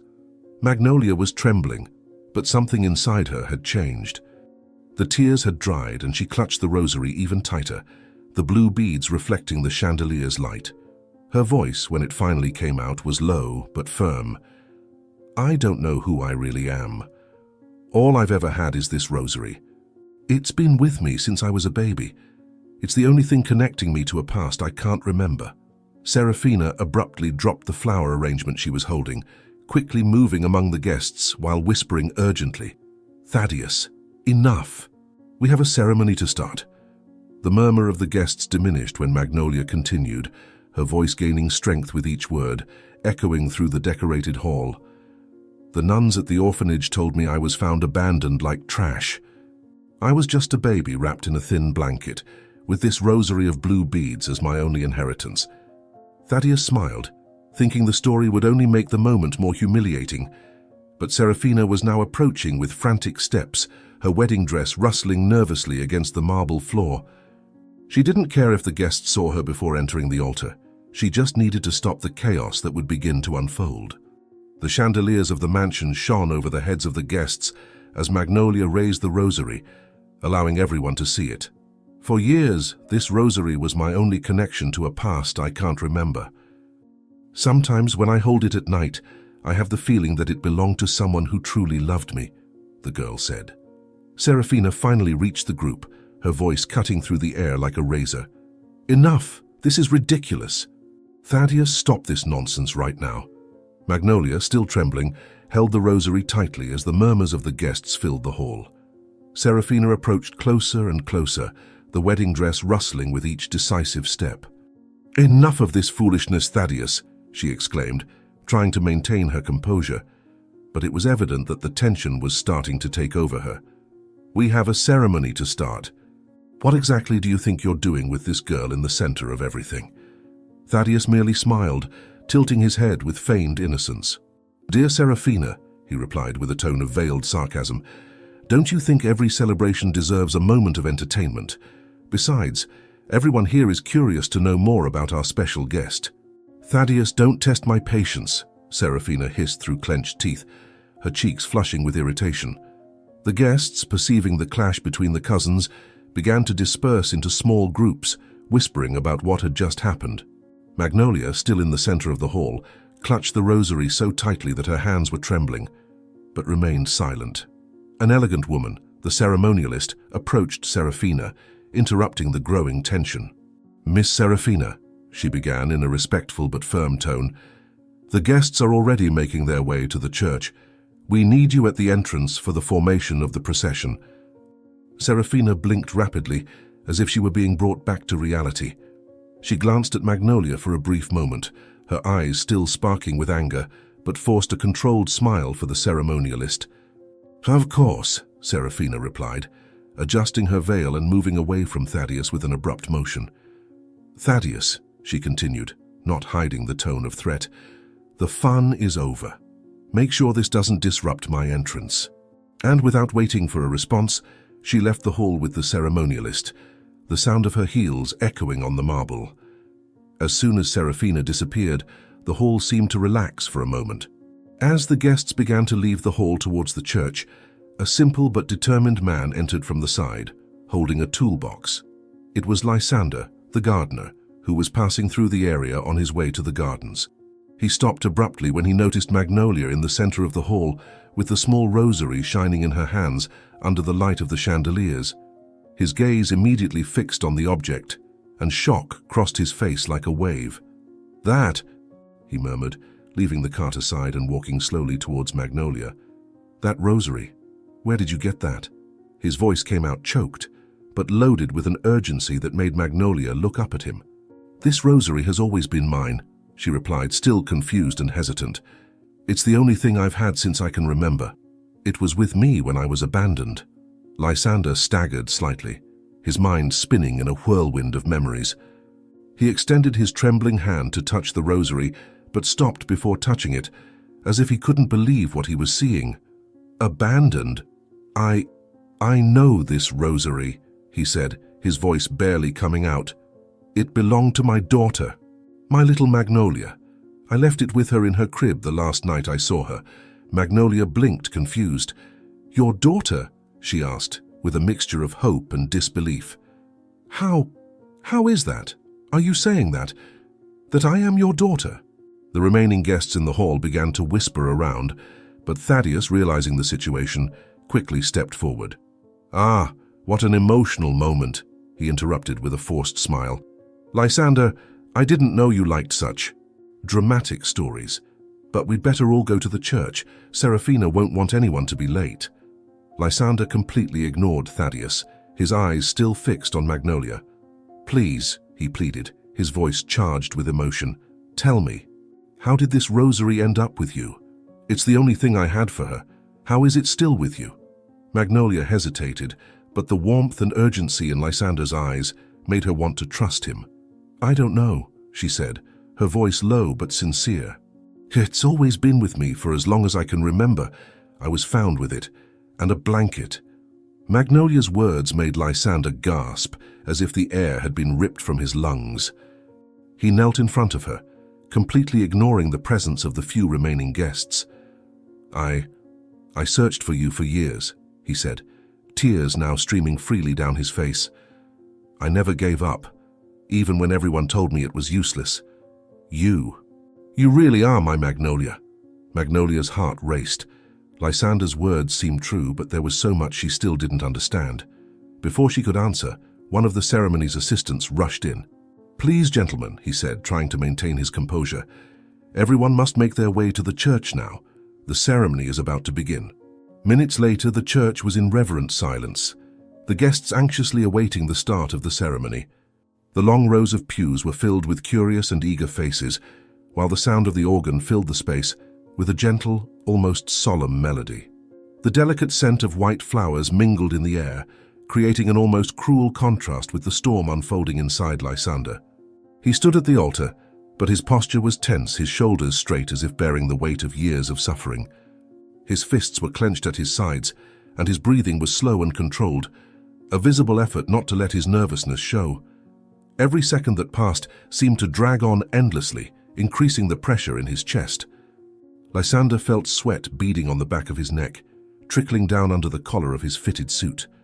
His heart raced, and the sound seemed to echo in his ears, drowning out even the organ music. He averted his gaze to the hanging chandeliers and the stained glass windows, trying to find a moment of calm, but the tension inside him only grew. "It's almost time," he thought, taking a deep breath. "This is my chance, and there's no turning back." Lysander's fingers trembled slightly, and he squeezed his hands tightly, trying to stabilize himself. His thoughts raced in circles, revisiting every humiliation he had endured, every moment he was treated as nothing more than a servant. But what consumed him most was the memory of little Magnolia. Her face, so fragile and lost, had been etched in his mind since the moment he recognized her. "I have to do this for her," he whispered to himself, low enough that no one could hear. His eyes swept the church again, settling on the door through which Serafina would enter. He knew that the moment she crossed that aisle, All the truth he had been carrying would finally come to light. The tension in Lysander's muscles increased, almost unbearable. He tried to breathe deeply, but the air seemed too heavy, suffocating. "I'm doing the right thing," he repeated mentally, trying to reinforce his determination. Still, a pang of doubt crossed his mind. What if he failed? What if the truth became distorted and he lost his chance to protect Magnolia? The music changed, and Lysander straightened himself at the altar. The church doors opened, revealing Serafina. Her wedding gown was immaculate, a work of art in lace and pearls, with a long train trailing along the red carpet. She entered with steady steps, the perfectly rehearsed smile for the audience. But her gaze met Lysander's, and for a moment she faltered. Something in his eyes seemed different. There was a cold determination, something Serafina didn't recognize, and it made her shudder. The bridal march continued, and Serafina reached the altar beside her father. The man was visibly uncomfortable, but he maintained his posture. The priest began the ceremony, speaking of love and commitment, but every word seemed to echo into a void. Lysander heard nothing. His heart was pounding, and he knew it was the right moment. When the priest turned to Lysander and asked, "Do you take this woman as your lawful wedded wife?" The silence that followed was almost deafening. Lysander took a deep breath, looked at Serafina, and said, his voice firm and clear, "No." The impact of the word was immediate. The guests began to murmur, some rising from their seats shocked by the declaration. Serafina froze, her eyes wide. "What are you saying, Lysander?" she asked, her voice low but filled with tension. He stepped forward and grabbed the microphone that was near the altar. "I'm saying that I cannot continue with this lie," he said, turning to face the audience. The ballroom was filled with elegantly dressed guests, conversing in discreet tones while soft music created a sophisticated atmosphere. Lysander, however, felt as if he was being swallowed by a storm. He abruptly stood up, the rosary still clutched in his trembling hands. His legs felt heavy, but he mustered all the strength he had. Silence fell over the room as he raised his usually contained voice, now filled with an intensity that made everyone stop. "This young woman is my daughter, my Magnolia, who vanished from this very house 8 years ago." The impact of his words was immediate. The murmurs of the guests were replaced by a shocked silence, followed by the shrill sound of a glass shattering on the floor. Serafina, pale as wax, had dropped her glass from her hand. Her eyes widened, but Lysander didn't look at her. His gaze was fixed on Magnolia, who was staring back at him with tears in her eyes. "My little Magnolia," he continued, his voice choked with emotion, "I've been searching for you every day since you went missing. Every sleepless night I spent wondering where you were. If you were all right, if you were safe, I held this rosary and begged God to protect you. This rosary was all I had left of you, and now it has brought me back to you." He took a few steps towards Magnolia, tears flowing freely down his face. "You have no idea what it means for me to see you here, alive, strong. I've imagined this moment for so long. But no thought, no dream can describe what I feel right now. You are the reason I never gave up. You are the reason I kept going, even when everything seemed impossible." The guests watched the scene with teary eyes, captivated by the unwavering love of a father who had spent years waiting for this moment. Lysander knelt before Magnolia, gently holding her small hands. "I don't know how they could have done what they did to you, but I want you to know one thing, my daughter. I will never let them take you away from me again. You will never be alone again." Magnolia started crying, tears running down her cheeks as she clutched the rosary to her chest. "I didn't know I had a father like you," she said, her voice trembling. "I thought I was alone in the world." Lysander shook his head, his broken smile full of tenderness. "You were never alone, my little one, not for a second. My heart has been with you every moment. And now that I've found you, nothing in this world will separate us again." The ballroom seemed to hold its collective breath, with many guests discreetly wiping their eyes. Even amidst the luxury and hypocrisy of that mansion, Lysander's love for Magnolia was a pure truth that no one could ignore. Cassius, who had been watching the scene with growing concern, approached Lysander. "How can you be sure of that? How do you know she's your daughter?" he asked, his grave voice trying to maintain calm amid the chaos unfolding. Lysander raised the rosary, his hands still shaking. "This rosary, it was the last gift I gave her before. before she disappeared from her crib that afternoon. Magnolia stepped forward, her eyes fixed on the small rosary in her hands, but her voice, when it came out, carried a clarity that contrasted with the apparent chaos around her. The simple clothes chosen by Thaddeus, clearly made to mask her humble origins, now seemed like a uniform of courage. She raised her gaze, meeting the eyes of the guests gathered in the ballroom.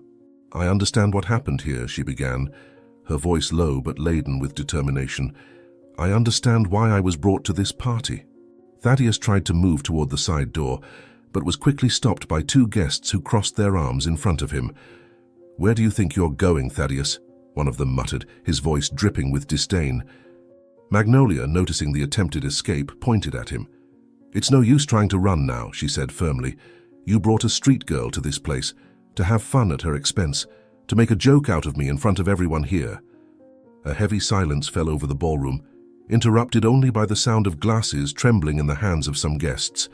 Magnolia took a deep breath, letting the tears flow freely, but without faltering. "Thaddeus found me on the street. I was hungry, ragged, and he told me he wanted to help, that he wanted to feed me, give me new clothes, and show me a world I'd never know alone.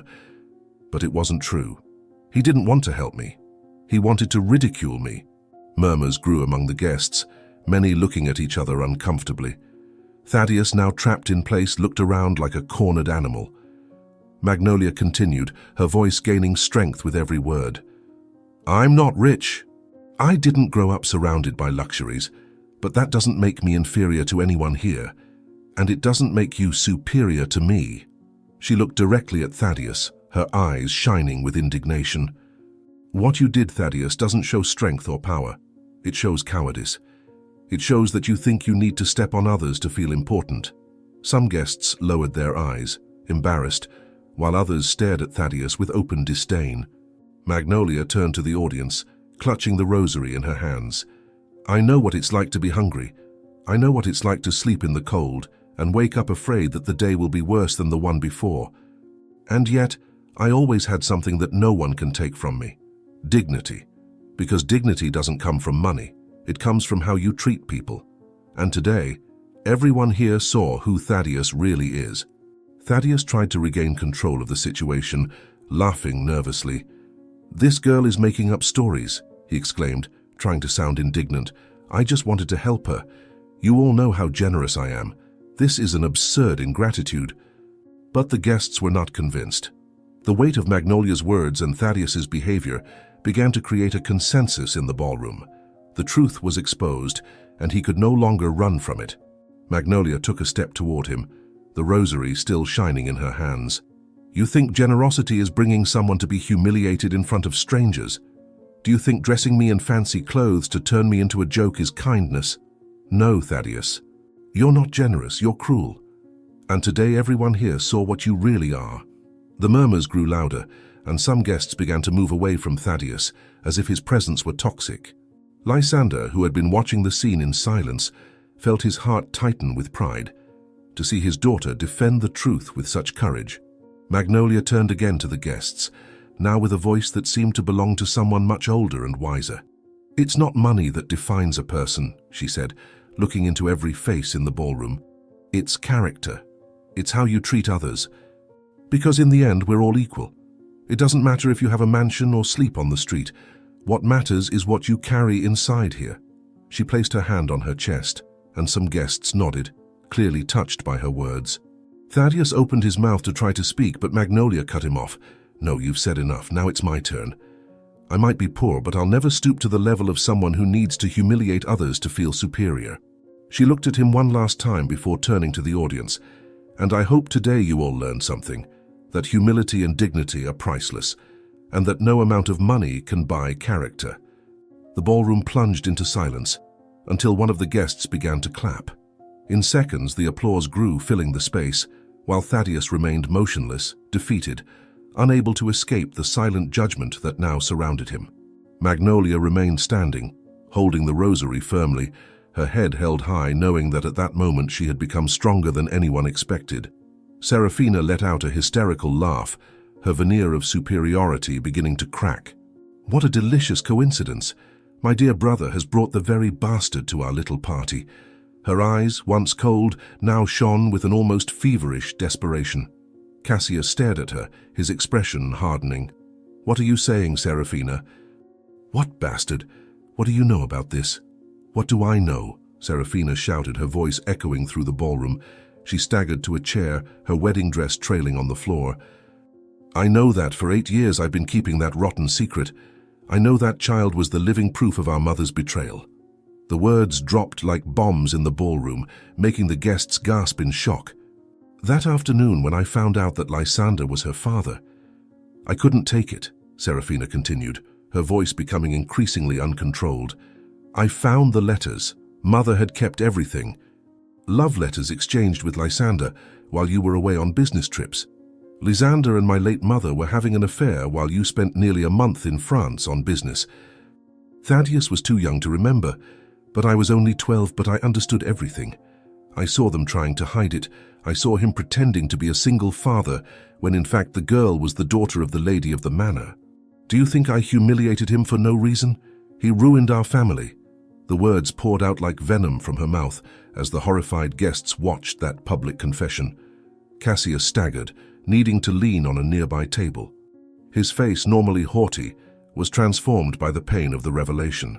"Isolde," he murmured the name of his deceased wife, his voice broken. "Is that why you became so obsessed with humiliating Lysander all these years? Were you the one who took that innocent child from our home and left her on the street?" His hands trembled as he tried to process the magnitude of that betrayal. Thaddeus, still detained by the guests, laughed nervously. "So that's why you insisted on mistreating the gardener so much, little sister. And here I was thinking it was just your natural snobbery." His cynical comment was met with disapproving looks. Magnolia, now silently crying, approached Lysander, who held her protectively. "I couldn't stand it," Serafina shouted, rising abruptly. "That girl growing up here, every day reminding me that my own mother, who died just days after this girl was born." She violently tore off her bridal veil, throwing it on the floor. "So yes, I took her. I drove for hours until I found the perfect place and abandoned her there, with that damned rosary that Lysander had given her. She was meant to die on the streets." The brutal confession made the horrified guests recoil. Lysander held Magnolia even tighter in his arms, as if fearing that someone might take her away from him again. "How could you do that to an innocent child? To my daughter? She was your sister." His voice trembled with rage and pain. "She was just a baby." Serafina turned to him, her eyes sparking with hatred. "And you? How could you betray my father's trust, coming into our home, seducing my mother?" Cassius raised his hand, interrupting the argument. His face was deathly pale, beads of cold sweat running down his forehead. "Isolde, and you, Lysander?" He tried to take a step forward, but his legs faltered. "All this time, under my own roof." His breathing began to become irregular, one hand clutching his chest tightly. "Mr. Cassius, Lysander tried to explain, but was interrupted by the sound of chairs being knocked over when the patriarch staggered violently. Cassius's face contorted in pain, his hand clutching his chest even tighter. The nearest guests ran to support him as he collapsed. "Father!" Serafina cried out, her mask of cruelty finally breaking as she saw her father collapse. She ran towards him, but was prevented by a group of guests who looked at her with contempt. Thaddeus tried to take advantage of the confusion to escape, but was detained at the door. "No one leaves here," ordered one of the older guests.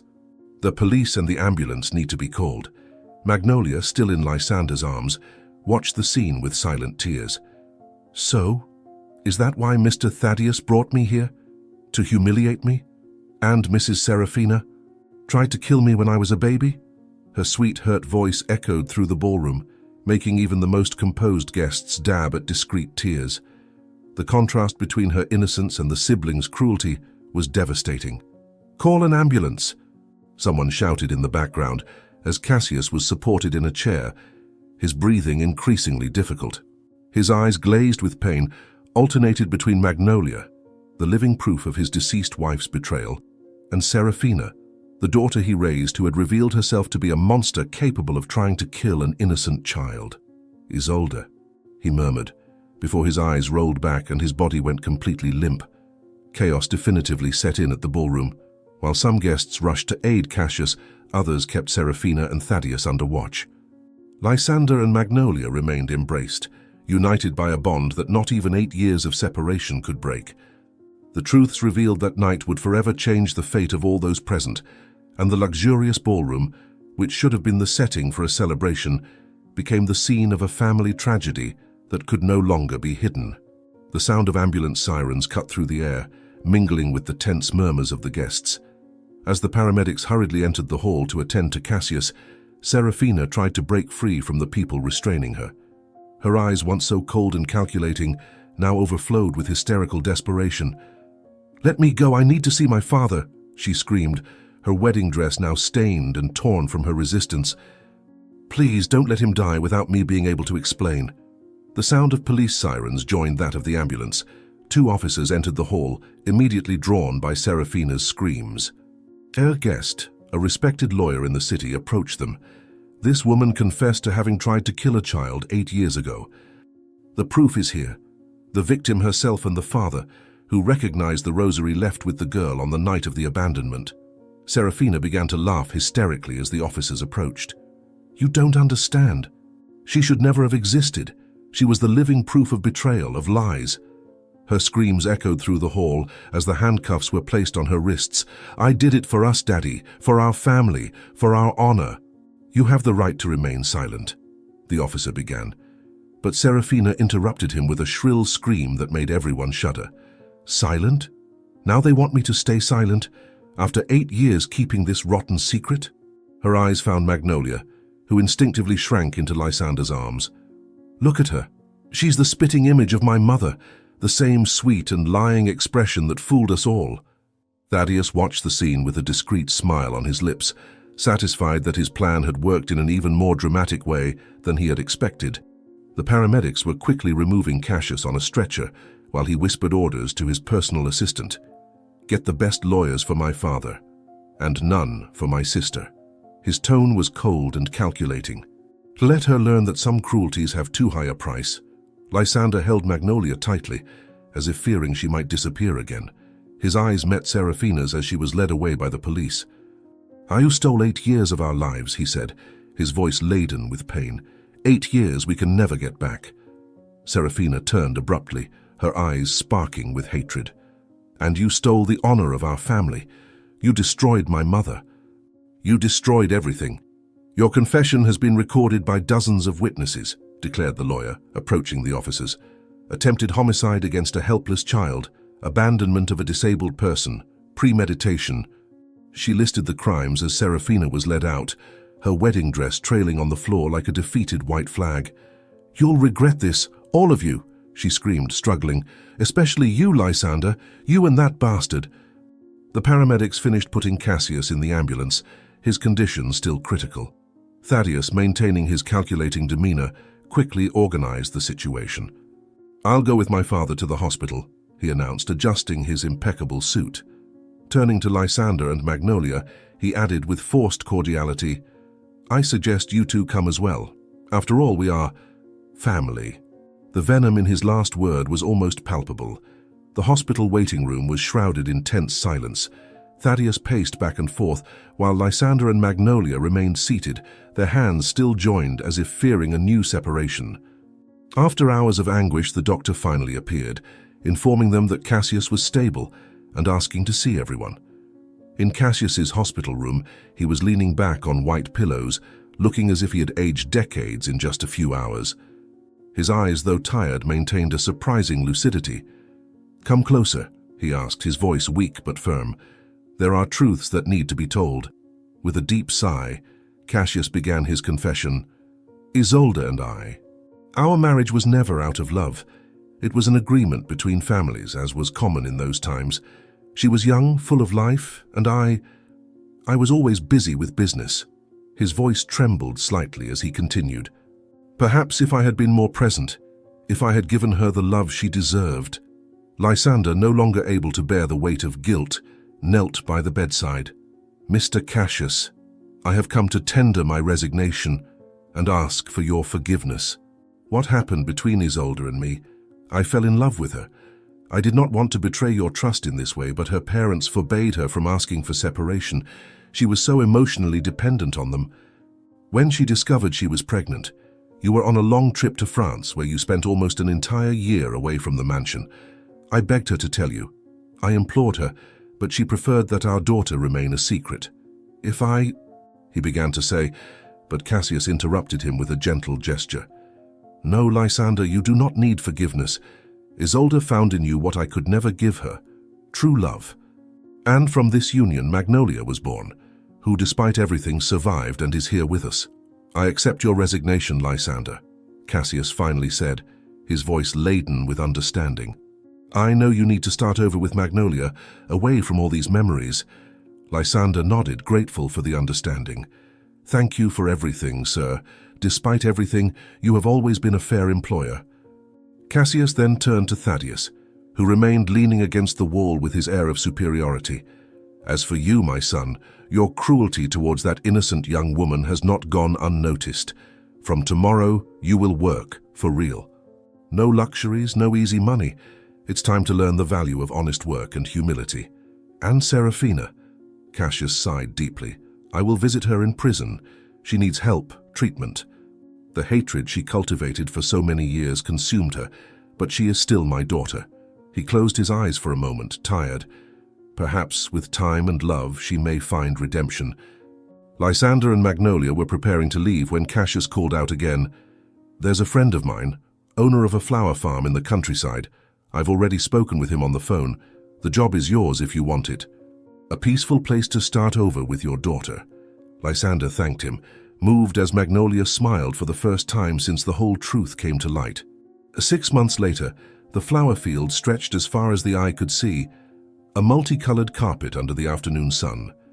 Lysander supervised the harvest, his hands once again calloused, but now from the work he truly loved. 6 months had passed since that night that changed everything. Magnolia ran between the flower beds, her hair loose in the wind, carrying a freshly picked bouquet. Now well-fed and happy, she helped her father with the cultivation and studied at night. Dad, look at these beautiful colors, she exclaimed, her eyes shining. It's our little paradise. Thaddeus had learned his lesson the hard way. The work at the warehouse had transformed not only his physique, but also his arrogance into something closer to humility. Cassius watched his sons change with satisfaction, although his heart still weighed heavily from the weekly visits to the prison, where Seraphina remained unrelenting in her hatred. In prison, Seraphina remained the same bitter person, refusing to show any remorse. Her visits with her father were tense, filled with accusations and unresolved grievances. You never understood, Father, she spat through the bars. Mom destroyed our perfect family, and that bastard was the living proof of it. I'd do it all over again. Her eyes still shone with that old cruelty, but now there was something else there, a deep pain of a girl who never overcame her mother's betrayal. Her eyes still held that rebellious gleam, but there was something different when she looked at her father, a flicker of love that even all her hatred couldn't extinguish. You didn't need to keep coming, she said, adjusting her prison uniform with the same haughtiness as before. I've already proven that I won't change, that I'm not sorry. Cassius observed his daughter with a mixture of sadness and understanding. He saw in her the same girl who, at 12 years old, had to deal with a truth too big for her age. You don't need to change, Seraphina, he replied softly. You just need to learn to live with your pains without turning them into cruelty. Seraphina turned her face away, but not before her father saw her eyes water. I love you, Dad, she whispered, and it was because I loved so much that I hated what my mom did even more. For Cassius, those weekly visits were like planting seeds in arid soil, a slow and patient work with no guarantee of flowers, but he saw, behind Seraphina's mask of hardness, glimpses of the daughter he had known. One day, he thought, leaving the prison that afternoon, she will find peace with her past. Until then, I will keep coming because a father's love doesn't give up, even when it seems impossible. Meanwhile, among the flower beds, Lysander and Magnolia finished another day's work. The sunset tinted the sky in shades of pink, creating the perfect setting for their little private paradise. The former gardener was now the master of his own destiny, cultivating not only flowers, but also the love and trust that had been stolen from them for so long.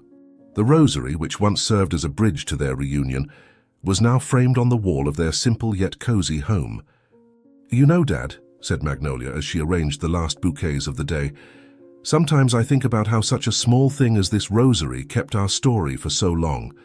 Her eyes, so much like her mother's, shone with a wisdom beyond her years. And how destiny found a way to reunite us, even when everything seemed lost." Lysander smiled, embracing his daughter as they watched the sun set on the horizon. The small house they shared on the farm's grounds was always perfumed with the flowers they cultivated. The once bare walls now displayed photos of the two in various moments of their new life. Magnolia on her first day of school, Lysander teaching her to grow roses, the two of them laughing amidst the colorful flower beds. It was a simple life, but rich in love and meaning.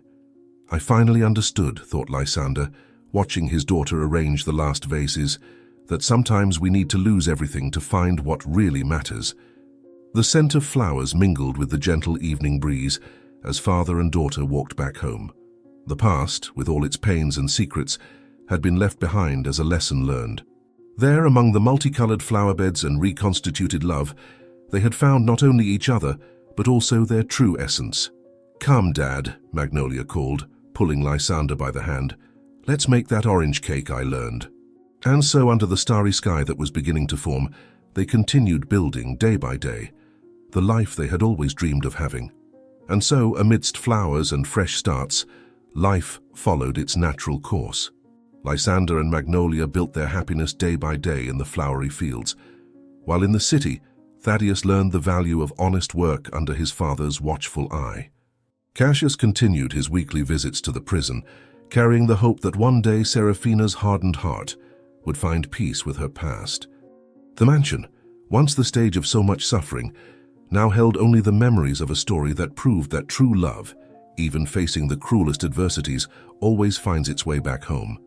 If you enjoyed this story, we invite you to like this video and subscribe to our channel. Your support motivates us to continue bringing exciting stories almost every day. Don't miss the next surprising narrative that is about to appear on your screen. We are immensely grateful to have you here with us.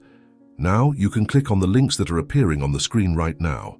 We have a special selection just for you, filled with valuable stories and guaranteed entertainment. See you there.